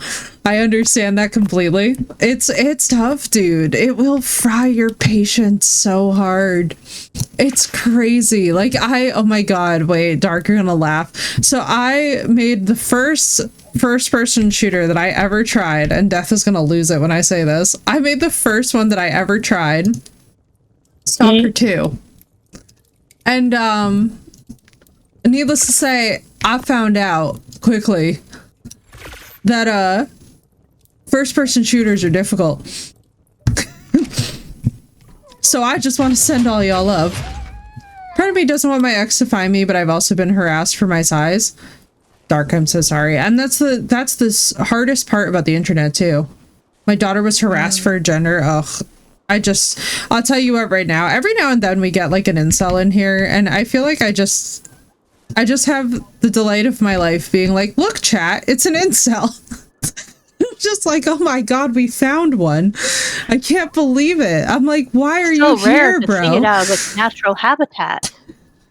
I like start doing the David Attenborough. So I'm born on the same day as David Attenborough, and this probably has a lot to do with why I immediately jump into the voice, but I'm immediately like, and now we see the wild incel in its natural habitat. Bullying me on a game that I ended up locking my Discord. We only just figured out how to use the onboarding. Oh god, I know. And the Discord, you know what sucks about the Discord onboarding that like really deserves more airtime with not only streamers, but just with people in general? The Discord onboarding, the thing that I think that gets me the most about it is that when you're trying to actually make sense of the Discord onboarding, they don't really offer great features for like bot detection. Like for that, so we have Surrey-bot in here, which by the way, best utility if you've ever gotten bot rated or if you're like worried about harassment via bots. Surrey-bot is honestly like the godsend. I feel like I lead on Surrey because the rapid detection radius is craziness, but holy crap, dude. Every now and then you'll just get almost like an epidemic of spam bots. Yeah. And so that's my biggest thing with Discord is that like every now and then we get like the graphic design bots where I'm just like it's funny. I laugh because I'm like, Blue can hear me sigh in real time at moments when I'm just like, why? Oh god. I'm like, how do y'all keep finding me? Hello, Mysterio. For me, it's the socialization from artists. I understand they need to make money, but I'm on a disability and I have none to get. Yeah. Oh, dude, the artist struggle of just the perpetual Discord messages make me batty. It is not the way. And Mysterio, welcome back. You do not know the way. They do not know the way. And the problem is they don't try and find the way. Nope. You know? When the graphic artists enter Discord, I'm just like, oh, please, Jesus, release us. And I know that every streamer deals with it, but it's one of those things that's just so unbelievably grating, you know? Especially that I need money to afford rent or school. Yeah, I know. So I'll tell you what, one of my biggest tricks, Dark, because I found out too that people will try and like hack Discords and raid them and do all kinds of insane crap with Discord that I was just like, why? One of my biggest things that I do now is like, basically I have my Discord settings set so that if I don't know the person, they literally cannot message me. Because one of the things that I have found is that I have like, unfortunately moved into that place where it's just like, ah, yes. And now I shall receive the 100,000 spam messages. You know? So I've gotten real good at just being like, yeah, no. We ain't fucking with that.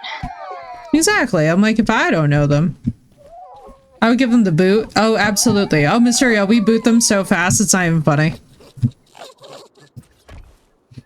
Because I'm like, I'm also, my deathly fear is that they're going to like harass one of you guys and then I'm going to get this like awkward message. It's like, hey, I'm getting a lot of spam messages from the server. I need to leave.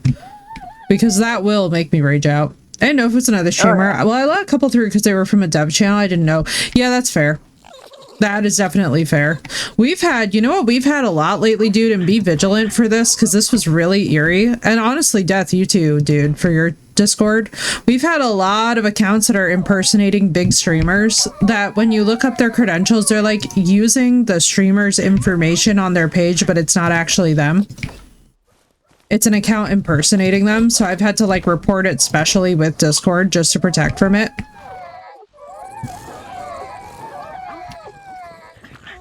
I was like, oh, homies, no. You know? If I ever see a big streamer contacting me, I automatically just assume it's a bot. Because, like, how do you know me? Yes. How do you know me from Bob? Come on, let's be for real. Like, I have no illusions.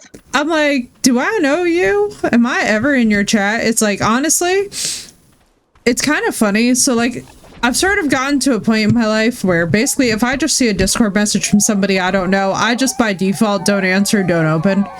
I need to like, and the name needs to match from the Discord to Twitch too. So like, by the way, if any of you ever try to DM me and your username does not match what it is literally on Twitch, and I haven't seen you in my chat, like,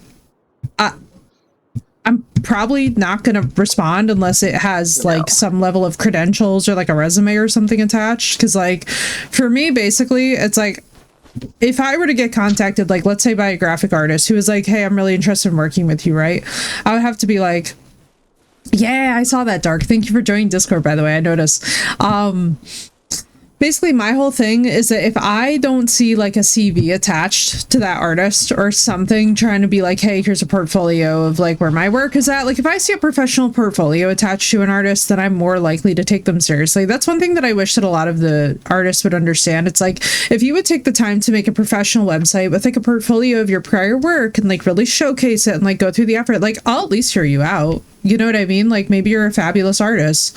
You know, maybe at the very least I'll make a cool new friend or something, but like definitely like lead with the portfolio so that we know that you're serious and professional about what you're trying to do. Because like by all means, you know, like if you have ideas or you're like, oh, you know, I created this really cool fan art or something. Yeah, exactly, Dark. Unless they start pestering also, which is like, you know, it becomes car salesman. It gets into car sales territory, which is rough, you know?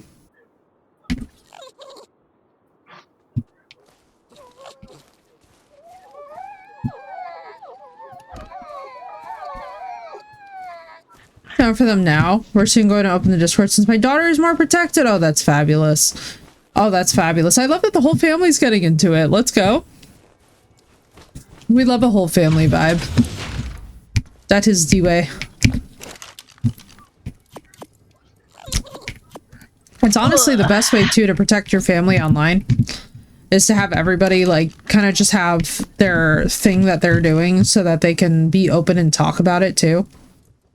Oh my god, Dark, that's awesome you both do. I love that. Wait, goals? Honestly, goals? This is so cute. We love a family that streams. Let's go. That makes me very satisfied and happy. Let's go! Dude, congrats. That's really awesome. I'm so happy for both of you guys that, like, it's become that space. You know what I mean? There's no better feeling. There really is no better feeling than having a community of supportive people around you who can, like, you can bounce ideas off of, you can get creative with. It's just, like, it's so freeing, you know? Dude, I love that.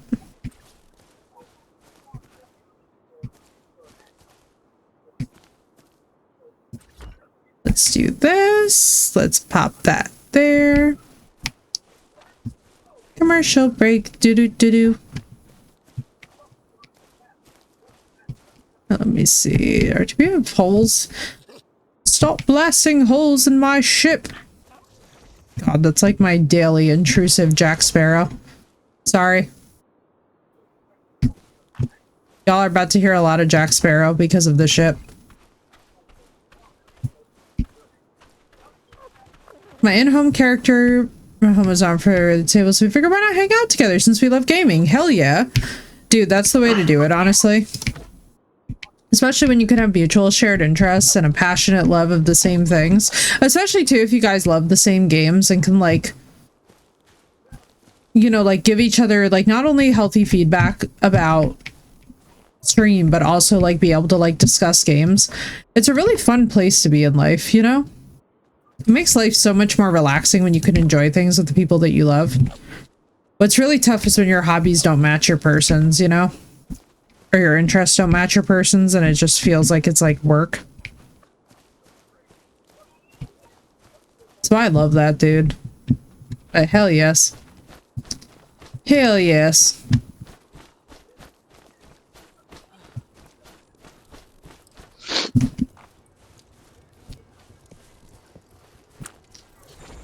I'm so bummed about Icicle Blue. Yeah, it's weird. It's just like, I'm not sure if we should write a ticket or what we should do. You know? Because I almost feel like maybe... My child hackle in her room. She's just... Something is tickling her funny bone. Oh, that's precious. She's like... She's going for it. She's like, Mother, I am unwinding.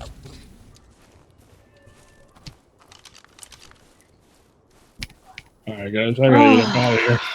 Alrighty, good night, dude. I hope you sleep well. Oh, I think I was just dozing off. Oh, no. Yeah, well, there you go. Bed. There you go. That means that it is the time, dude. I hope you sleep well, get some good rest, and it was lovely to hang out with you a bit, man. Oh, yeah. It's good seeing y'all. Have a wonderful rest of your night, dude. Sleep good. Sleep well. Will do. My English just completely failed there. Scream, say goodnight to death. My English is always for sure. You know, that's fair. There do be days. Good night, dude. Confess since my ex won't give me a divorce, but I should probably stop now. Nah, you're fine. I understand it completely. I mean, listen, dude, relationships are so... That's one thing about me, too, is like, I just want you to know, I completely understand. Relationships are so complicated. And honestly, sometimes we get into situations with people that we don't even realize are no good for us until we are like way too late and too deep in. I don't think that there's any shame in that. I'm so glad that you guys are handfast and able to find solace in each other as well. Good night, Wind. Honestly, that's what so much of life is about.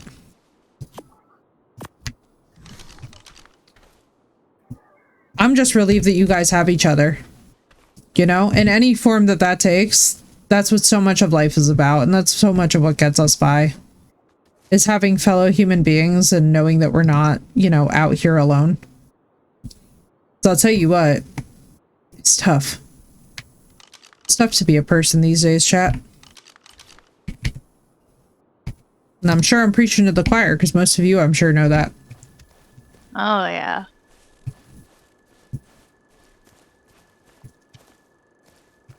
See, we're gonna do... Can I do build target that? No. Apparently you need a thing to place there. Sarah lives with us as well. It's just too expensive. Oh, absolutely. So I'll tell you straight up, Dark, like I live with my parents and it's so cute because every now and then I'll get somebody around me who's like, you still live with your parents? And I'm like, yeah, have you seen the cost of living, for one?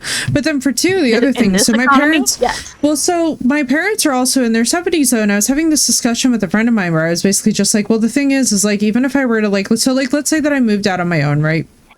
Let's say that I moved out, struck out, went off on my own.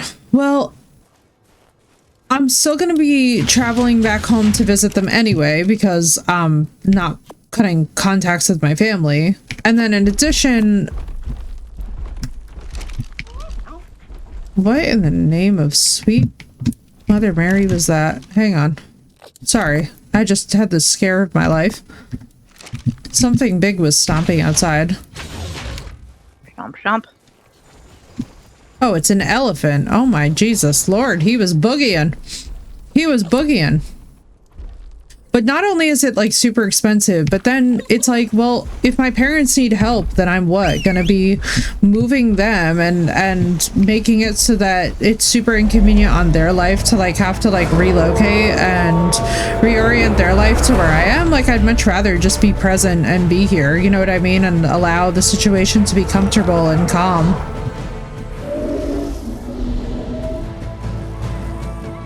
Like, I wouldn't want to put them in a situation after how much that they've done for me and supported me where they didn't feel that they had the same support back. You know what I mean?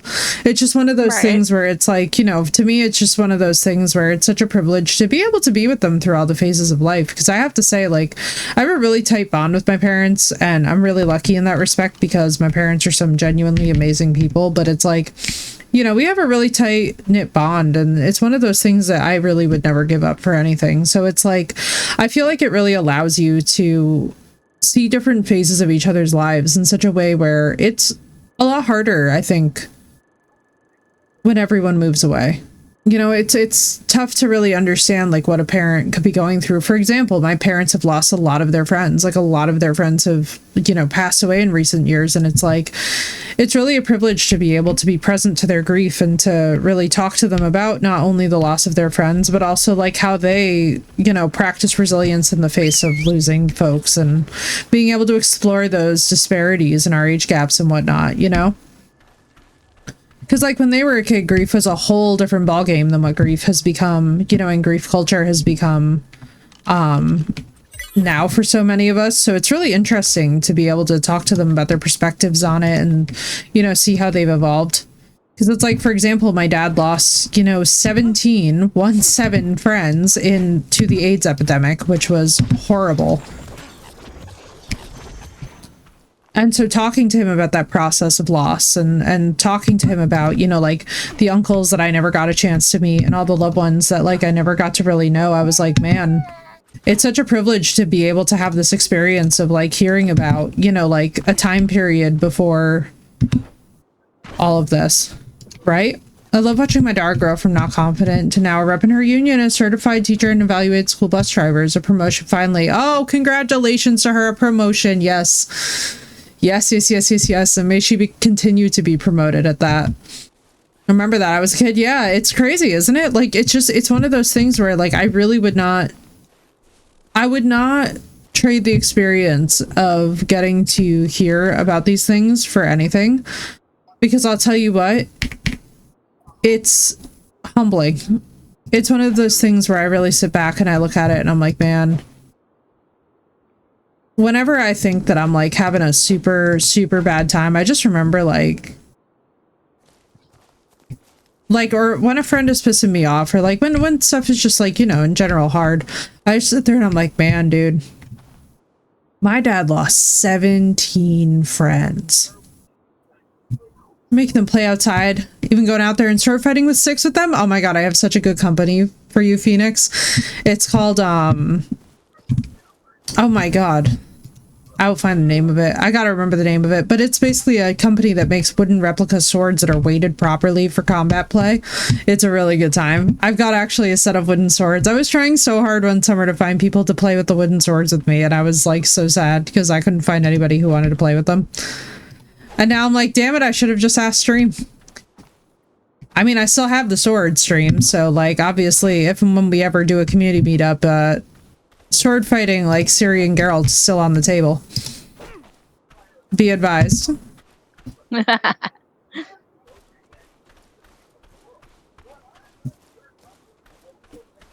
like, what is going on here? I'm right, Dark, it's just crazy. Like, it gave me such a whole different perspective on life growing up, you know, realizing that like my parents were really always existing adjacent to loss. It just, I don't know, it tickled some part of my brain. It was really, really good for my, I don't want to say for my character development, because that feels icky to say about myself, but it was really good for like who I would later on become as a person, and being able to really figure out like, you know, what do you stand for? And I realized very quickly, like, I stand with everybody who's lost somebody and has a really tough time about it. Very good, but I'm down. I'm still looking for a bow and arrow. I can listen. I fully expect you, Phoenix, to Kingdom Come Deliverance me, where like all of a sudden like we go from melee into like, I'm like, why does he have a bow? You know? And I'm just gonna be like, wait, what the fuck? And all of a sudden this bow just comes out of nowhere, and I'm like, oh my god, I'm dying. And suddenly I'm just magically dying, you know? Fully expecting it. Fully prepared. Fully will not be disappointed either, because I know how that one goes, you know? Gonna pull it out of my ass somehow. Dude, if you've got that much of a pocket in your ass, you need to explain to me your secrets. Like, TSA wants to talk to you about your secrets, you know? I'm here to say that TSA has some questions for you, Phoenix, and you specifically. Because all I mean is that if you're able to pull that out of there, you know, I've heard some crazy shit in my life, but that one might just take the cake. So first we had the energetic enema. Now TSA has questions. I don't know, man. We're on one tonight, clearly. I'm appreciating it. You know what? This is gonna send me.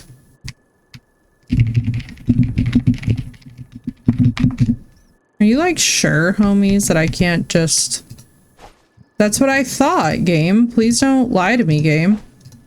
I like it when you don't lie to me, game. I like it when this game decides it's gonna behave.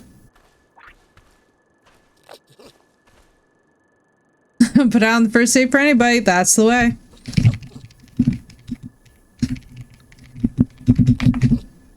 Like, what? This game's gonna send me. I've come to this wall so many times, but a back wall needed to be in before these walls could be... You know, like the foundational, like the structures with Ark are never gonna stop amazing me. I think I'm just gonna forever be bemused by whatever this process is that this thing decides to fill it in with, because like, what? Hello, mad. But my ex is a lesson as well, though. Amazing how we never stop learning. Exactly, Dark. Exactly. Everybody that we meet in life, some people are blessings, some people are meant to be lessons, and you know what? Some people, the blessing is that they are the lesson. And it's not easy, but kudos to you for being able to recognize it. Because frankly, it saves a lot of hardship down the line. And I don't say that lightly.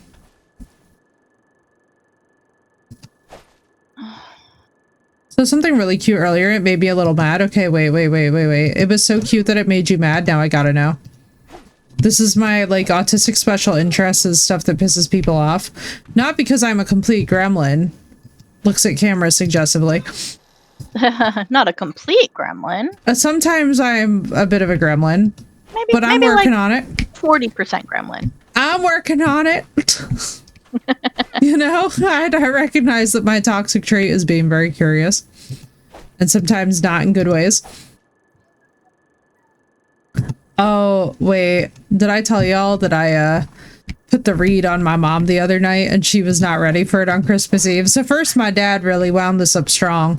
We were headed off to midnight mass because my family, we enjoy the mysticism at times of Catholicism, even if we're not necessarily like, you know, the best Catholics on the block kind of a thing. And so my mom, she was like, oh, can I still receive the Eucharist even though I haven't been to confession? And my father pops out with, and I have to put myself full in the cam for you guys to understand how funny that this is. My father, dead ass, looks this woman in the eyes and goes, well, with how rarely you receive it, I think you need to take everything you can get. Started dying in the back of the car. I was like,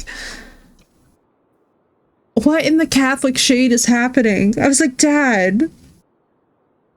I was like, what Italian? What Italian? I was like, not this man straight up roasting her. I was like, I was dying. And then my mom was just like so quiet. And I was just like, Dad. He was like, he was like, I didn't mean it like that. And I was like, Father. I was like, there's no other way you could have meant it, bro. Like, what do you mean you didn't mean it like that? I had Bachnosa, Fiero, Glinda, and Alfie going on a picnic and playing what seems to be tennis. It may not sound like it would add much to the story, but it was seen showing their bond actually. They were actually friends. I would have really liked that, Phoenix. Also, I've convinced my father to see the second part of Wicked, so stay tuned, chat. I'm excited for this. And right, Dark, I was dying. I was like, Father, what in the Catholic shade? I was like, what are you doing? And it was really funny because he thinks that I'm saying Catholic shame. And I'm like, Dad, no, it's shade. And he's like, what shade? And I'm like, okay, I have to educate him. Did he like the first part? So Yes and no. So my dad was really, so we're obviously like, all right, so this is not me celeb dropping, but we know Ariana's on, okay, as a family. So like we in this household support Ariana because we know that she's a cool, she's a decent person, okay? She's like, am I gonna say she's like the best celebrity in the world? No, I don't think any of them are perfect, but like she's decent as a person. She's not some monster, okay? My dad, I think part of the issue is that my dad could go and watch like Nosferatu with me and be really into it, but he would struggle with something like a Wicked. I think it just kind of whizzed right past our particular, like, I don't want to say generation because maybe that's too broad, but like our specific generational interest range. I think it just like slightly whizzes over his head, but we all agree that the vocals and the music are excellent, right? So like, it's like if I were to show him Cynthia Erivo performing, you know, Defying Gravity live, he's like, holy shit, like her vocals and like her talent, like it's obvious, right? So like the showmanship part, I think he enjoys, whereas the story is like, he's kind of just like meh on it, but we're also not like a family who's seen it live. I think if we saw it live on Broadway, I think if we actually saw the performances, like, because he was like, oh my god, he was so cute, you guys. He was so freaked out because like, so he was like, oh god, I have to see Ariana's aunt. Like, I'm concerned like she's gonna ask me about it and I'm gonna be like, I didn't like it, and she's gonna freak out. And like, she was fine, obviously, but it wasn't bad, but the story didn't hold her interest. Yeah, like, for example, so for me, I'm totally neutral. I find it to be enjoyable enough. You know what I mean? Like, even if it's not per se like, so for me, one thing that you got to understand is that coming of age stories sometimes fall on deaf ears with me because I had such a chaotically traumatic childhood that I have a tough time relating to them. So let me give you guys an example. So you know how many people growing up are very into Harry Potter, like very into Harry Potter. Okay. I literally read the books and was like my parents were like, wow, she's so meh about it. Like, that's so weird. And I was like, well, I'm meh about it because it's unrealistic that Harry has friends given how much trauma he's been through. Like, here I am with an equally traumatic childhood and really struggling in the making friends department. Like, he at least has friends who stick by him, which is so much more than I think people realize. So like, I was actually like somewhat resentful of Harry because of my trauma. So like, I think one of the things that has made it hard with me with coming of age stories is because like I had those sort of like early experiences even around like Harry Potter. I had to skip my kids, but I had to skip some of it. It was too boring. Yeah, like, so I'll put it to you this way. I think that one of the hardest parts for me as an adult woman now is seeing how much of it centers around the attention of a guy, which is so on point for adolescence and for coming of age. But as an adult woman makes me cringe, you know? It's just one of those things that's like, it's hard for me to look past that when I see how much of it is centering on this guy. And now granted, it's exactly where it should be for the phase and age that they're portraying in the film. But for me, it's like, because I have really decentered that part of my life, like, I just don't, so I'll put it this way. I won't even read books where that's the theme. Like, I don't even like reading books that have like a love triangle type of thing going on. You know what I mean? Like, it's just not it ain't my vibe. So I think for my dad, it's like, it's probably kind of like a similar effect as that. But yeah, none of us in this house are outright saying like, oh, it's awful. I think the fascinating thing that I'm watching happen in real time though is he's like slowly changing his mind about it, because it's like, you know, at first, and like, I'm not gonna lie, like some of the interview stuff was feeling a little bit weird. Real life is so much better. Yeah. Yeah. It's tough out there in the world of romantasy. I gotta tell you, Dark I read Alchemized, and when I found out that it was Draco and Hermione fanfiction and it all clicked into place, now I can't even watch the first Harry Potter without hearing him go Potter and just absolutely losing it. And I'm talking losing it. Like, I started laughing so hard yesterday watching the first Harry Potter as like a Christmas film, and I was like, oh no. I was like, I'm ruined. It's like, I'm ruined because I can't stop hearing Potter even when I'm like minding my business. Like, I'm not even kidding you, Phoenix, when I tell you he made the noise, he said the thing, and I just completely went to shit. And I was like, oh no. was like, not me. Not me. Internalizing this so hard. But yeah, I have no issues with Wicked. I found it really enjoyable. I love Ariana. I love her voice. I really like Ariana and Cynthia together in their voices. I think they did a beautiful job. Like, definitely would see more of it. You know what I mean? Like, it was really interesting. Like, my dad was asking me too. He's like, you know, he's like, well, I know that you're indifferent. Like, would you still want to see it? And I was like, yeah, I'd still see it. Like, I was like, just because I'm indifferent to something doesn't mean it's a no. I think for me, the no's are reserved for things that, like, give me an undefinable ick. But I still recommend Alchemize. Okay, so... so I'm, like, halfway into it, and I just, like, completely have paused reading. And it's not because it's a bad book, okay? It really isn't. It's partially because I can't stop hearing Pata every time that I try to read a chapter. And I'm laughing more than I'm taking it seriously, and it's so traumatic that it feels like it should be taken seriously. So oh, I know. Oh, or the worst. The ridge of anything through pants. Pants prevent the ridge of anything from being detected. The ridge is not the Crimson Chin. I repeat, the ridge is not the Crimson Chin. Please, please. Authors, I'm begging you. Pants exist so that that doesn't happen. Blue understands my diatribe on this. I feel like we've discussed this. Oh, God. That pants need to work as pants. So I'm not going to say no to Alchemize, but I would say that very heavy trigger warning all over it.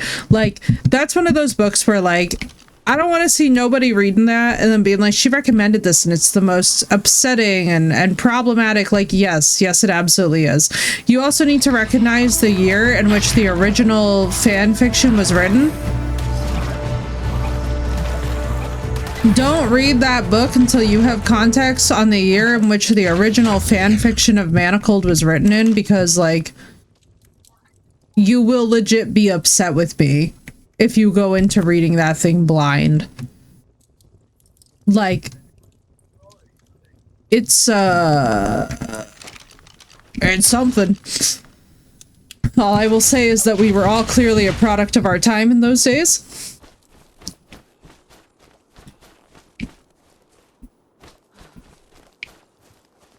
It was, oh,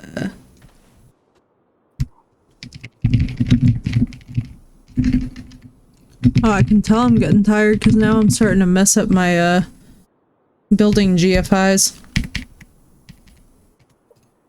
I'm like, oh no. Not the building GFIs wrecking me. But yeah, basically I just give people a really heavy trigger warning on it. Like, I would not say that the book is going to be for everybody, primarily because, to be honest with you, there is some very disturbing content in there, and there's some ideas in there that, like, don't stand up well in the year of our Lord about to be 2026. Like, it's rough. It's also, like, when you know it's Draco and Hermione fan fiction, I think that it definitely changes the way that you read it. So if that was never a ship that you could, like, because, like, so I don't know about you guys, but I always feel very personally uncomfortable with ships that are, like, a group that's, like, primarily in power being shipped with, like, somebody who's, like, a victim of said abuse of power. Like, I just don't feel it. It feels really yucky to me in a way that's, like, really hard for me to describe, but it feels like taking advantage of a prisoner or something, which is not my energy. You know what I mean? It's just like, so, like, if you're not into that kind of vibe, like, it's definitely rough. What's up, Knight? How you doing? But yeah, it's really, it's tough. It's really difficult to, like, watch a character get taken advantage of because of their, like,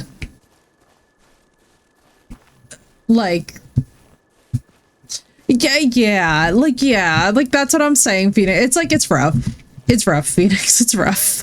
It's one of those things where you're just like, I'm trying so hard to like it, but, like, you know, it's just, like, a little icky. Because they each gave us, yeah, exactly. That's a little bit more of an equal playing field, right? Whereas, like, someone who's being oppressed maybe is not really the best to be shipping with their oppressor. It just feels real bad. There's nothing that feels good about that. You know what I mean? You wind up walking away from it and just being like, what the hell did I just read? Like, I'm not really, I don't fantasize about that kind of stuff.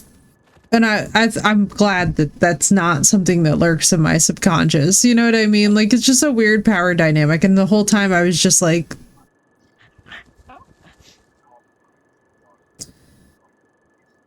for the year that the original fan fiction was written, which, like, I'm gonna go out on a limb and say that I think the original fan fiction was written in, like, let's say 2007, 2006. Keep that in mind. You know what I mean? Like, keep in mind that it's a repurposed fan fiction, and, like, I don't think you'll be as disappointed. You know? Like, and I think for what it is, it does a decent job, but, like, I don't think that calling it like a full-blown novel is fair. I love anime and the like, but there are some things I just can't watch. Yeah, same, Dark. Especially because of like the weird pedophilia, like, intonations and stuff in anime. Like, I have a really tough time with that with anime because I'm just like, Like, my niece, when she was 12, started watching Fairy Tail, and I was having a legitimate crash-out panic attack in the background. Like, she obviously had no idea because I wasn't, like, gonna make it her issue that it was my issue, but I was like, this is a lot of tits and ass for 12. You know what I mean? Like, I was just freaking out because I was like, oh my god, what's she internalizing as like what the expectations of her are as a person, and assault of a naughty nature, exactly.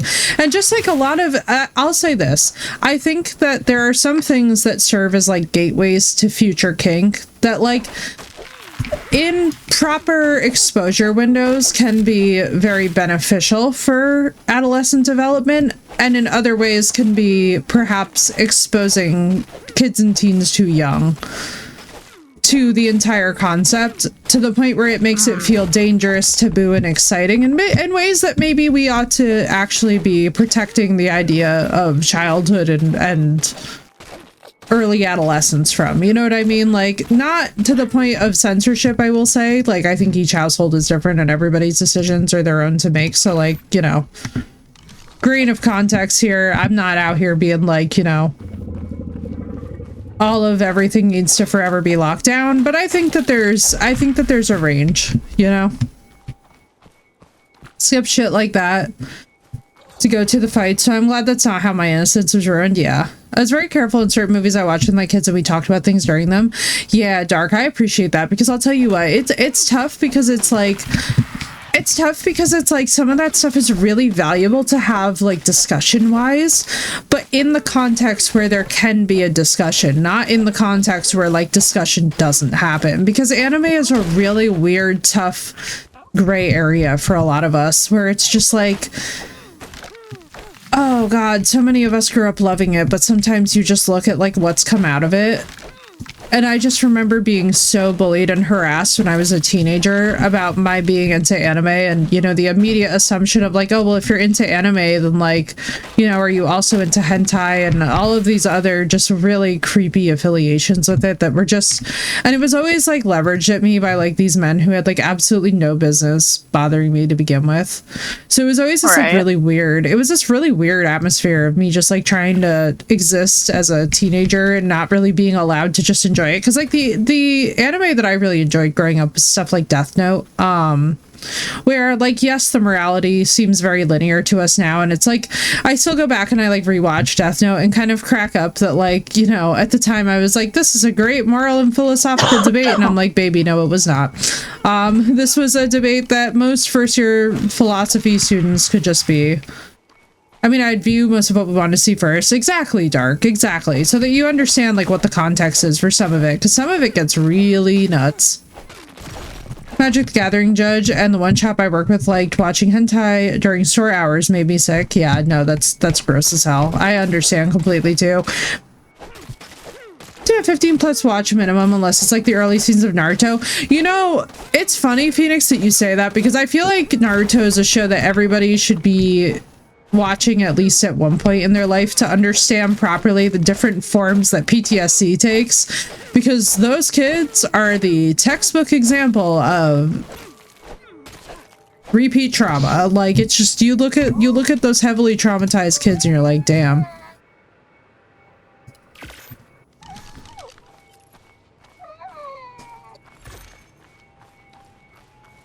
Mysterio, you really picked a moment, you know that? But hello. It's like, there's certain moments where it's like, dear God. But yeah, Naruto is a fabulous. Mysterio picked a moment. That was a bold choice of a moment, Mysterio, but I appreciate it. A bold choice for this moment of reflection. But I'll take it.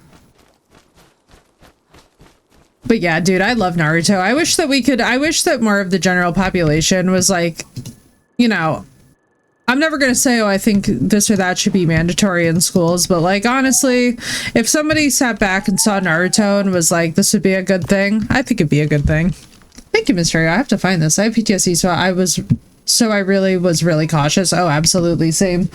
And hang on, let me find my water bottle. What's that? Found it, and it's still full. Why? Because I'm bad at hydrating. Huzzah. Blue's like, sigh. I can feel her face palming from here. I mean, I'm really not one to talk, so that's why I'm not saying anything. I'm doing an extra long hydrate. When a kid can search Pokemon on the internet and come up with naked pics of Ash and Misty, that is a battlefield I really had hoped to not have to get into. Yeah, right? Dude, it's really stressful. Right? Mood. Yeah. The absolute insanity of some of the content that now exists on the internet in the year of our Lord is rough. It's genuinely rough. Like, all I can honestly say is that sometimes I am just so horrified. Like, I know that there's like law, like whatever it is, for the not hydrate crash out. Why, thank you. Why, thank you. Appreciate the specification, Mysterio. Yeah, I have got to tell you guys, I know that there's that like rule 34 of the internet, but it's always really creeped me out. Like, some of the things that people go out of their way to make like smutty fan art of, I'm just like, really? Like, that was the choice? You know? Of all the things talking about Sailor Moon. Yeah. Exactly. I did really enjoy talking to them about Sailor Moon. The difference between US and Japanese versions, absolutely dark. And I also I have to say, there's also a difference in tone, right? Even between something like Ash and, oh my god, you're taming a Pteranodon. That makes me so happy. Blue is like, fuck this shit, I'm getting a flyer. I came down to this valley with one purpose and one purpose only. I am going to get flyers. I don't care what level they are. I'm coming home with flyers. Thank you. We are so done with not being airborne on this map. And yet, can't even make a proper safe shirt. A safe search. I know, Phoenix, isn't it painful? YouTube is like, yeah, we're gonna have some kind of censorship to protect the children. Doesn't protect them at all from the smutty anime content online, but tries like to do the whole age verification thing for those of us who as adults are reparenting by watching shows like Bluey. I'm like, you're kidding me, right? You're kidding me. Like, really? Pteranodon, if you don't land, so I can cryo you. I swear to Jesus. Oh, girl, hold T and do the whistle land flyer. Oh, I've got the land whistle hotkeyed to my L. Oh my god, I love it. She was like, screw this shit. I don't fuck around. I understand. Fuck around. I don't fuck around. I respect it, you know? Yeah, no, I don't care what levels they are. I'm finding any flyer that is grounded, and I am going to take that motherfucker out, and we are going to have flyers through the space. Right? I appreciate you, Blue. Thank you. because holy mashugana, we're suffering. YouTube has a kids version of the app, and yeah. You know what drives me crazy about all of the censorship? What really frustrates me the most is that at the same time as all this censorship is going on, they're removing legislation that prevents kids from being taken advantage of in the literal eyes of the law. And I'm like, this is the most conflicting message I've ever seen in my life. Like, you can't be lowering the age of consent at the same time as saying that the kids need to be safe on YouTube. Like, this doesn't make any sense. As if we as adults didn't know the kind of lies we were told about age or our friends or about their age when we were younger. The age limit. Yeah, I trust kids to absolutely verify their age with a simple birthday, right? Yeah, exactly, Dark. Exactly. And now they're like requiring your ID or passport on YouTube here in order to prove that you're an adult. And I'm like, at the same time as lowering the age of consent, it sounds like you're just figuring out better who to traffic, to be honest, because it's like, what the fuck? When I say that, I direct that literally at the people responsible at all levels of our government and public infrastructure, because I am freaking disgusted. I'm genuinely just disgusted by the way that people will run on entire platforms of like, oh, protect kids, and then in the background you like look at the way that they will behave as public figures and you're like, yeah, pretty sure you're not focused on protecting kids for the reasons that you advertise that you are, so...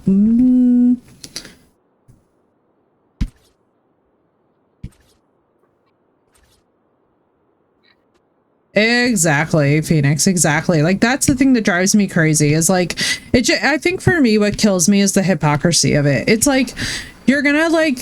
Okay, so fine. So we'll all verify age, right? Because we all are like, okay, yeah, whatever, fine. Like, obviously, we all know that, like, kids not having access to, like, heavily pornographic or disturbing material is a public good, right? We can all get on board with that. We can all like that. That's fine. But doing that at the same time as willfully lowering the age of consent to do nefarious things is the most conflicting and bizarre message that I've ever heard in my life. It's like, what?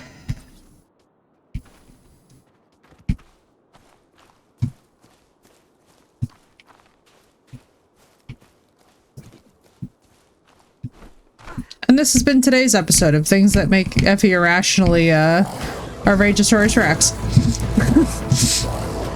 Or maybe rationally, because I feel like these are very legit things to be angry about. There's anything irrational about that. I think not to mention they won't let kids explore their gender, but they're okay with kids getting married as teens. Well, that's because they can exploit them. That's because they can exploit them. I'm like, I am so angry at everything happening in my fucking country. Like, I don't talk about it often, but I'm just gonna say that as a blanket statement. I'm so angry at all times about all the things happening in this place. It's genuinely just infuriating to be a person here. Help. If you live in a place that makes sense, I'm so fucking jealous. I'm genuinely so jealous.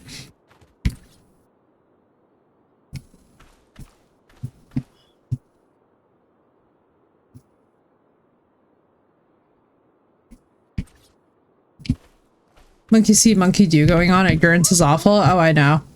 Oh, I know. And the worst part is that it's become so normalized that now it's like people will be having these like discussions at like, people will be having these discussions where they're like trying to take a moral high ground that doesn't exist, because I'm sitting here and I'm like, there is no pardoning things like the exploitation and sex trafficking of minors. There's no pardoning that. There's no yes-butting that. There's no putting that one back in the box. You know what I mean? And that for me has been the weirdest and most dystopian part of this timeline, is like having conversations with fully grown adults where all of a sudden you like find them weirdly justifying things that you're like, I beg it's your finest pardon. Oh, you're such a pretty little Dilophosaur, but not today. Not today.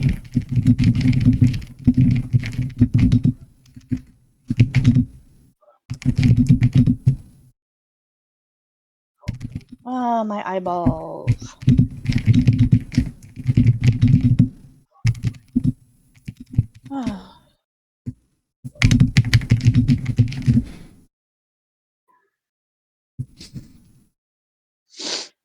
So now I can fix him. People need to realize that. Yeah, it's really interesting too, Phoenix, because I always wonder for people like, when's enough enough? And I feel like I ask this a lot, like even of my friends too. I'm like, so when is enough enough? Like, you know what I mean? Like at what point? Like, and I feel like 2026 is that year when we ask, like, so when is enough enough with any of this shit? Like, at what point do you realize that you've seen enough, heard enough?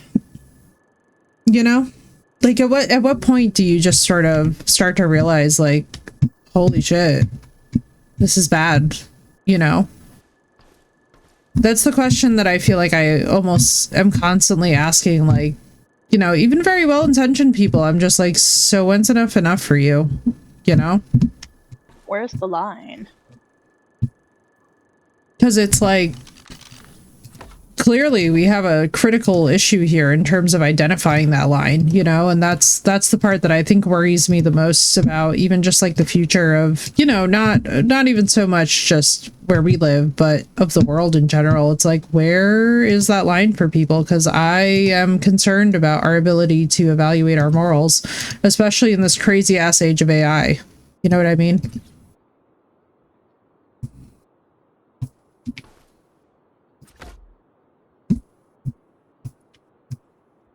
Oh.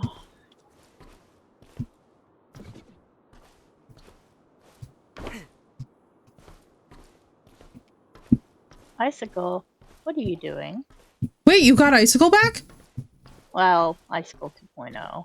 I'm so sorry. I was like, I got so excited. I was like, whoa. I was like, Icicle's home. I wish, girl. I wish, girl.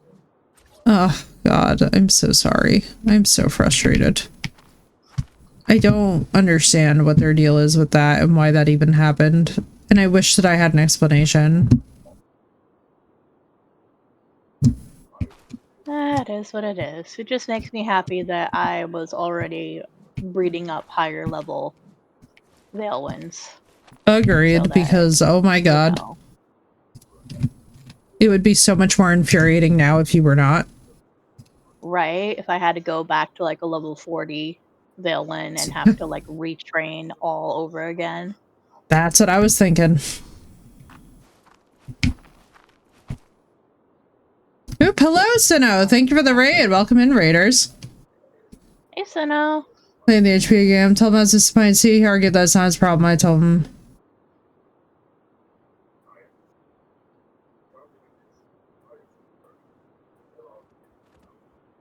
No, heard. Agreed with you completely, Dark, and I have so much respect for you for doing that. And what's up, Sinnoh? Welcome in. I can do other than signing petitions, right? I feel that one, Phoenix. Sinnoh, welcome in. Lovely to see you, Raiders. Hello, Raiders. My name is Effie. I die a lot, and tonight we are having a nice, cozy shipbuilding session on Ark. And Ark is actually, fingers crossed, behaving. Grateful for what they have. Oh, I know, Dark. That one sent me so bad. I saw that about the castmate too. I was like, what the hell? How was stream, Sinnoh? What'd you get up to? What'd you play? We're straight up big chillin' inside the ship, and it is slowly but surely starting to come together, and I'm very excited for it.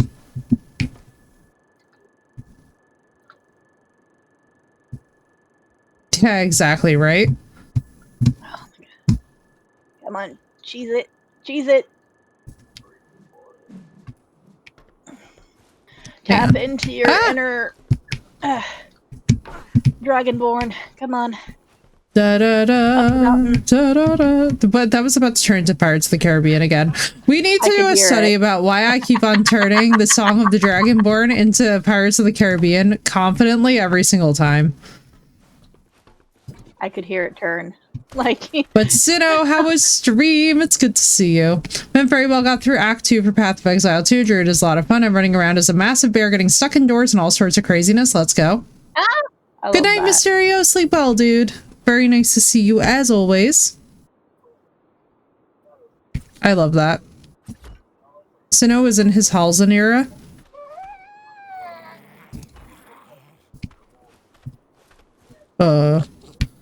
Gonna respawn more of them.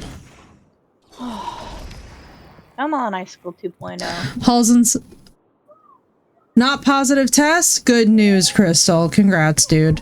Thank goodness. No positive tests for COVID on our list of things we don't need this year. There we go. Come on. There you are. Ain't nobody trying to deal with none of the COVID. No thank you. No thank you. Good job. Okay, let's resume our search for flyers.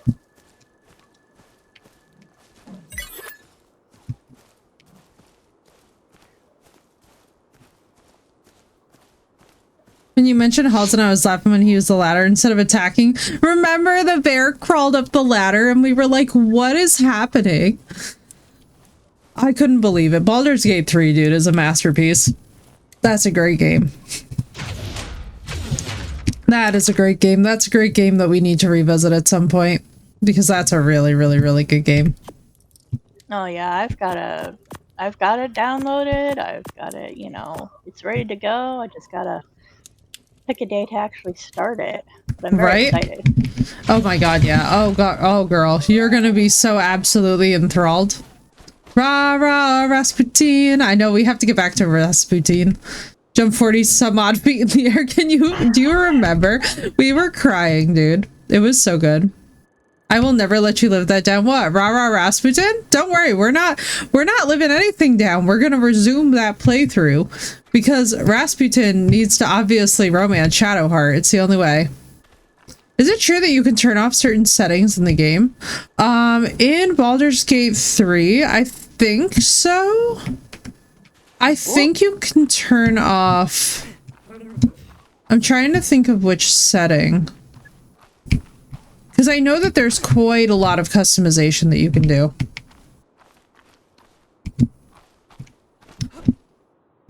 Oh, little baby. Woo-wee, I made it. That was dicey, but we did it.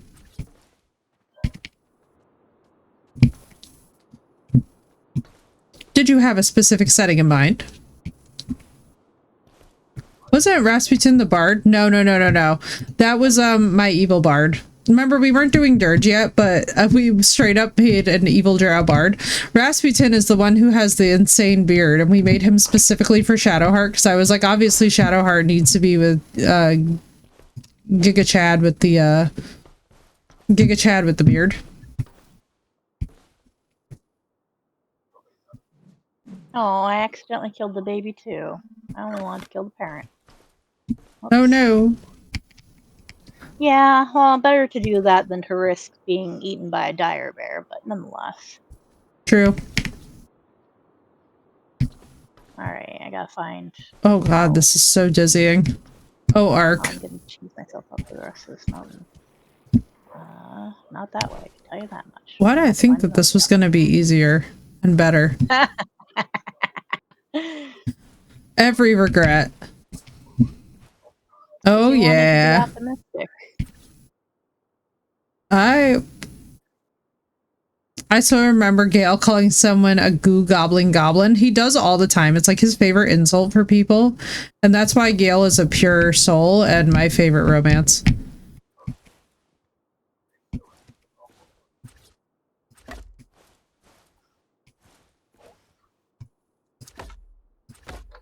Gale is literally my favorite because Gale is the purest baby. He's trying so hard, guys. Gale is always trying so hard. Come on, get up. Get up there. Get up there. You can do it. I believe in you. Unleash your inner dragonborn and cheese it up that mountainside. You can do it. I was gonna try and sing it, but we all know it's gonna come out wrong.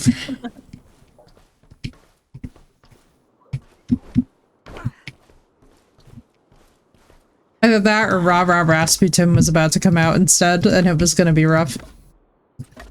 I was about to launch full send into Rah Rah Rasputin. I'm sorry, but that is a perfect song. I was about to launch full send into Game of Thrones. Dun dun dun dun dun dun. It doesn't help that every time we see a wyvern, I just start singing it. wants to play it. She does Solasta and the like, but wasn't confident about it. She should do it. She should absolutely do it. She would love it. You can also turn off, oh, if you're talking about turning off certain settings. So also you can turn off different things. You can turn off any of the sexy scenes. You can turn off nudity. You can turn off, they have streamer mode. You can do all kinds of accessibility things with Baldur's Gate 3, which is a really fun, I think it's a really fun aspect of the game personally.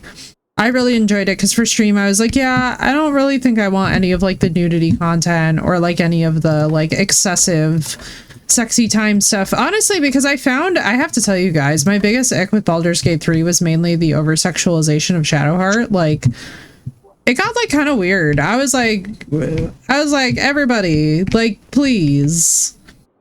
Restraint. It exists. Find it. Seek it. Desire it.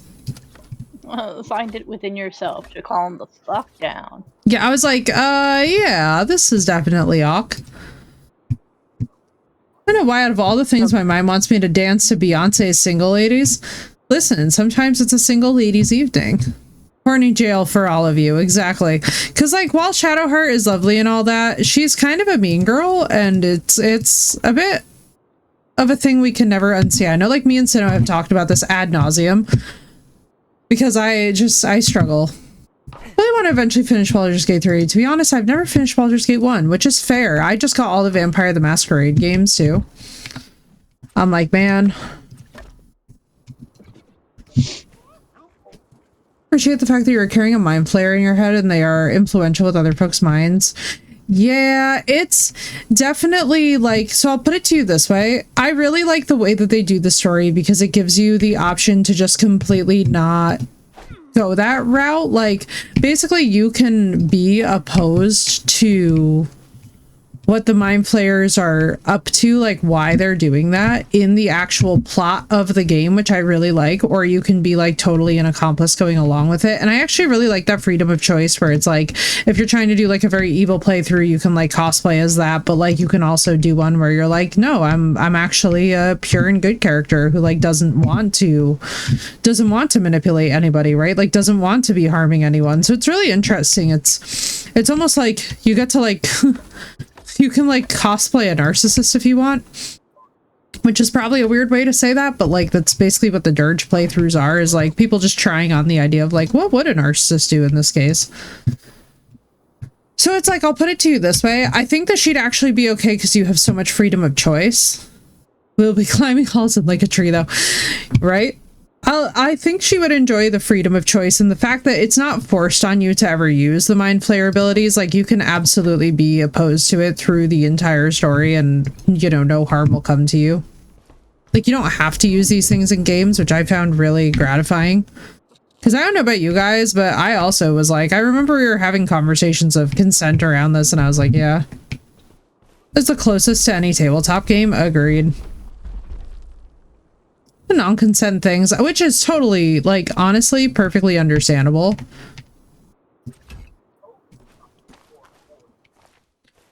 Because, frankly, yeah, I remember at the time, too, like, we were having that conversation with chat, and I was just like, yeah, chat, this is definitely, like, in that weird zone of, like, don't ever do this, you know? It was definitely, like, Pathfinder Wrath of the Righteous is really good. Yeah, I love Pathfinder. I've loved our Skulls and Shackles game. That has been really, really relaxing and fun. There's something about pirates though, man, that's just always so good. You know? It's really hard to go wrong with the golden age of piracy. Oh, god damn it.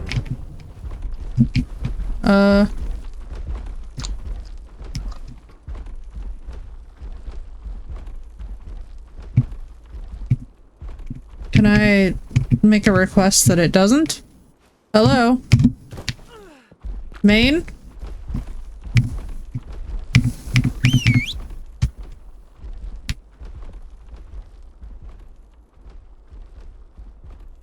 It's like a video game with the Pathfinder system? Okay, let's go. Quite good to watch. It's like a tabletop game, yeah. Same exact vibes as Baldur's Gate, really.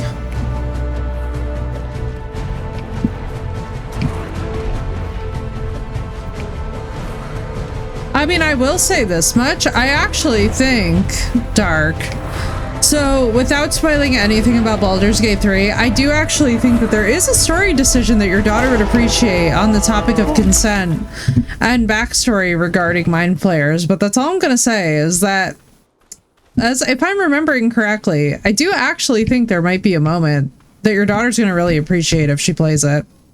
Because it's a really interesting, there's a lot of really fantastic, thought-provoking content in that game, especially around the idea of, you know, boundaries and consent and whatnot. So, like, without spoiling anything, all I will say is if she's on the fence, I'm going to say it might be worth perusing to get to that particular section, because it's definitely worthwhile. I really had a good time with it.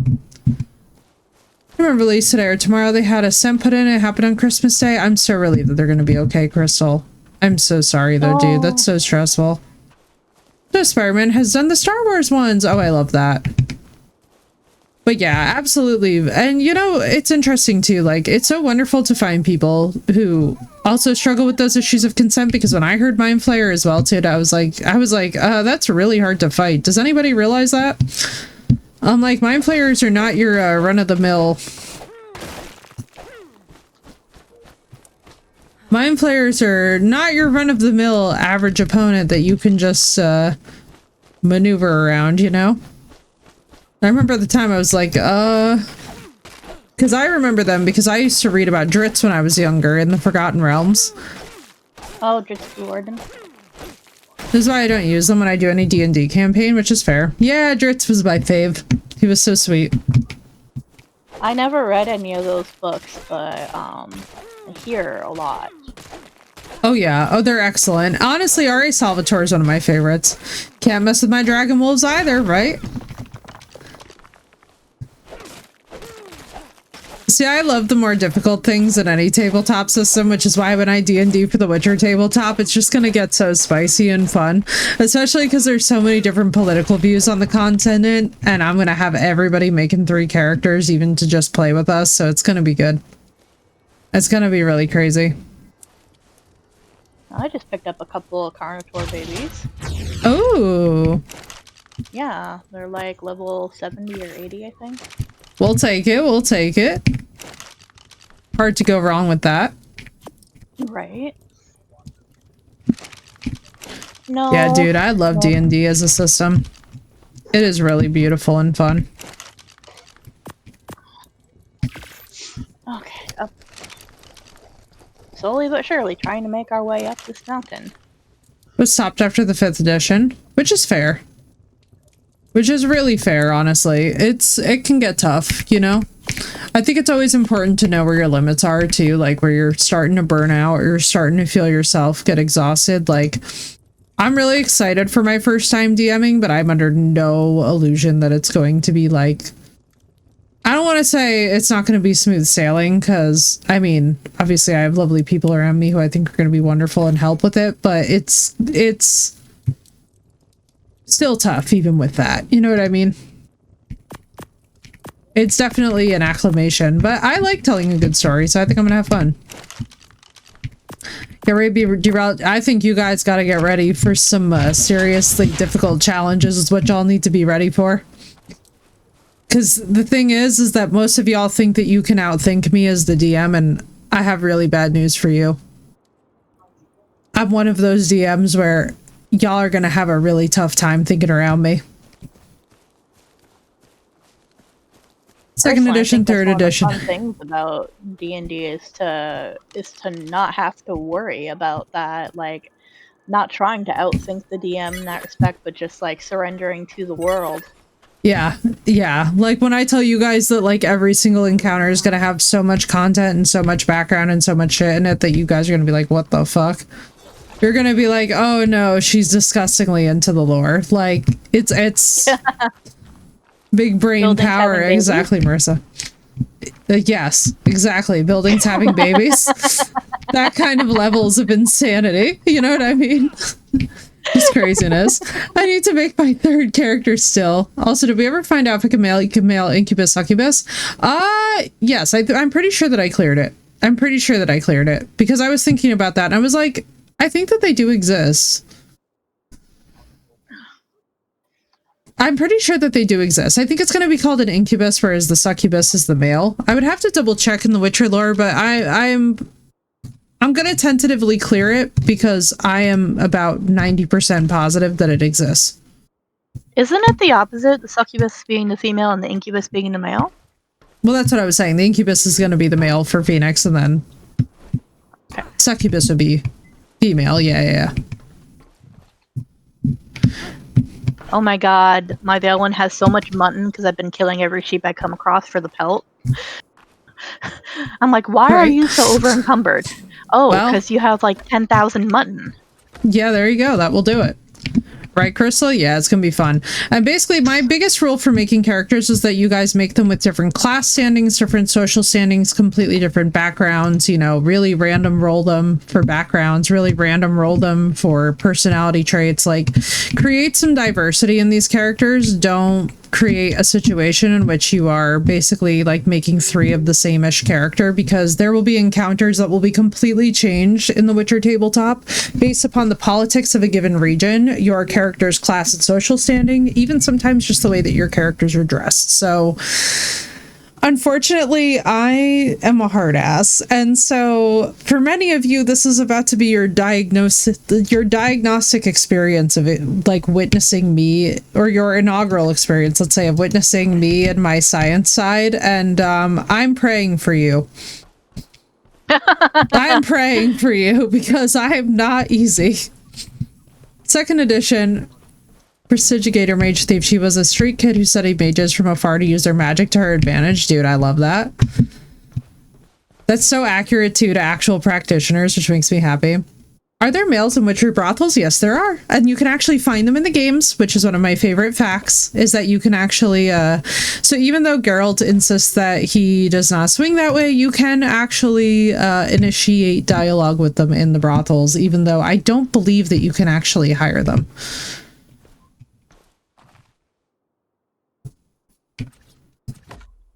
Which is really fun. And the brothel owners actually talk about the fact that they don't discriminate, which makes me very happy. For a Celasta character, she turned out to be the most powerful. Yep, there you go. Because she can study from afar. So, like, the biggest thing is, so I will say this. So the Witcher tabletop is going to be a really fun one, but it's also going to be a really tough one for you guys. Because one of the things is that you don't have solo practitioners of magic outside of the mage academies. You don't have a lot of free reign to have a background where you're like a self-study. Alrighty, Crystal. Have a good time. I hope it goes okay. And as y'all can hear, I am a Witcher super fan, even though I will be the first to admit that sometimes the community gets super toxic. So when I am DMing for it, y'all can bet that we are going to be extremely mindful of tone and discussion points around Witcher lore, and also very inclusive. I like being a very inclusive creator. So should I change Ilya's background then? If anyone is a self-studied mage, it cannot happen in the Witcher's world. In the Witcher world, there is no room for self-studied mage. You can be an herbalist, which is a whole different ballgame, but not a mage proper. Mages can only be trained through Aretuza and Banard. I need to read into the mages more, but I got 2 of them made out. I think the Witcher character I told you about will be hilarious. Oh yeah. And this is the thing too, guys. Like, so if you're going to make characters that also know each other, I want you to write the background story of how they know each other and also like how they respond to things. Like, so for example, if one of the characters dies, we need to know if the other character is going to be grieving, if the other character is going to therefore have a debuff because they're grieving. Like, I'm a pain in the ass. I'm a scientist. This is going to be rather educational, especially because I'm also a high ceremonial magician, which is that fun context that it's like everybody loves that until you actually bump into it in the wild, and then you're like, wow, she's a pain in the ass. And I'm like, yes, I know. Sadly, I am aware of this reality. He's a sorcerer who isn't currently in the school. I have made him to have an orphanage, which uses magic to protect the children of. Oh, so he's a former graduate.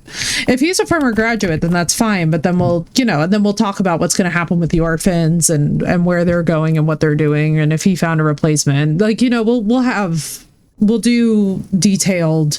Basically, what I want for you guys to understand is that when you guys make these characters, it's not just like, oh, I'm making a character to just casually run. Like, I don't want anybody making one that's like, I'm a peanut butter sandwich from the table of Kaer Morhen. I'll be very sent. And like Dark knows what I'm talking about, because you always get like one who's like, I'm gonna be someone's cat, and I'm like, no. No, you're not. Yeah, like, no. So no, I've seen some shit. So I want to make sure that everybody has like nice backstories. Wait. Okay, but hear me out. I'm gonna be someone's cat in terms of I'm not actually a cat. I'm, you know, a druid or a mage that is like form shifted, or Doesn't I'm work actually that way in the Witcher universe, honey. Well, I don't know about the Witcher universe, but I'm saying, like, for example, if you want to do something like that, have good reasons, have good backstory. Like, if you were not per se in the Witcher universe, but there will also be very specific rules for play, which is going to make it very disadvantaged to be that. And I'll put it to you this way, especially because the Witcher magical system is a very lockdown. So like, let me put it to you this way. The Witcher magical system works largely off of our basis of modern science. So the thing to understand is that while you have room, you do not have infinite room. While you have logic, you do not have, like, you don't have a lot of exploits in the Witcher magical system that won't backfire and kill everyone. So it's one of these things that's like, there's a reason why Yennefer is such a bitch. And I say that with love because same. There's a reason. It's because there are very strict standards for the person who just had to be a Jedi for a non-Star Wars game. Exactly, Sino, exactly. Silly one, a guy in our store group only plays paladins and he wanted to be one during a season with a drow focus. I made him a captive and boy did he mess my husband's family up. Oh no. Oh no. Oh no. I made him a captive. Man, let me tell you right now, one of the most disastrous things, and I mean this with love, is like when there's too much rule bending. And that's something that I try not to do, is that I'm very much like, okay, yes, okay, no. Like when it comes to the Witcher universe and the Witcher magic, like I think one thing that's really interesting is, so while Sapkowski has not fully fleshed out like a lot of the rest of his world in terms of like, you know, you can play a little bit of fast and loose with some of the characters and like how fast that they got there. Not off the top of my head, Phoenix, I want you to write it all out. I want you to write out as much, then send it to me like you're sending in a book report, and then I'll basically fact check it with books, and then we'll go. Because I'm using the Witcher books. We're not going off the Witcher games. So if it's anything canon to the Witcher games, scrap it, start again, go back to the Witcher books. If you have not read the Witcher books, this is your high sign to begin reading them. They have great audiobook versions, and or to just find the wiki for the books and familiarize yourselves. I use lore from that because I will not touch the lore of the games because the games absolutely savaged it. What's up, Grimes? To intro new people into D&D. Oh, I love that. Oh, I love that. I also love it with the drow focus too, because I love drow. I admit it. I'm good, Grimes. I'm getting a little bit tired though. Not gonna lie. Pumpkin of vacation is imminent. Yeah, well, because I'm getting oilier somehow. I don't know how. Yeah, Phoenix, just write it all out and then I'm gonna fact check it against the book lore. I'm sure we're gonna be fine. Right, Grimes? So made some leeway. Same rules as the lawyer who played a fairy or some such teeny form. They were in their friend's pocket and could use a full spear without getting damaged, but my son decided to literally kill them off by accident. Dark, your son was early, just like goodbye. It was like you threw off the Emperor's Groove and just tossed them out a window. I understand though, because it's like, you know, I think it's hard not to get frustrated when the rules get exploited to such a degree where you're just like frustrated. Yeah, it's 104 for me too, Grimes. Eastern Standard. Let's go. Eastern Standard Time Zone represent. He had to change his alignment, but said to me, well worth it. Oh yeah. Oh, Dark, I'm always chaotic neutral. I feel like I'm true chaotic neutral. And it's something that is fun, I guess. It's fun in life until it's not, you know? It's fun in life until it makes everybody angry. Alright guys, well, I think it is high time that your streamer at last went to bed at 1:05 a.m. But this was very fun. I'm glad we did a little late night session. The boat's coming along. I'm feeling good about where we're at. Blue is off getting flyers, which I think is absolutely amazing, and thank you, Blue. We all say thank you on behalf of the entire server. Sorry, I'm so zoned in trying to get this freaking owl. Oh, girl, you fine. You fine. Listen, if you want the owl, get the owl. Honestly, though, do look at the taming box that DOS posted, because it looks really genius. Like, Sath was onto something when she was like, this is genius. At least one night this week. Agreed, Sino. Me as well. Me as well. Alright, guys. Well, good night. I'm gonna see you all tomorrow. We're gonna be doing even more of this business. So don't even worry. The last colony's not going anywhere. I'm not going anywhere. My special gummies are kicking in so I can sleep. Let's go, Marissa. I hope you get that good sleep. And also, happy official birthday. Yeah. Saying it so quietly. Happy official birthday, Marissa. We're gonna celebrate more later, but I'm like whispering it so that you can sleep. Good night, y'all. I hope you all have an absolutely wonderful rest of your time zone, no matter what it is. I will see y'all later today. Which is an insane statement. Good night, guys. See you.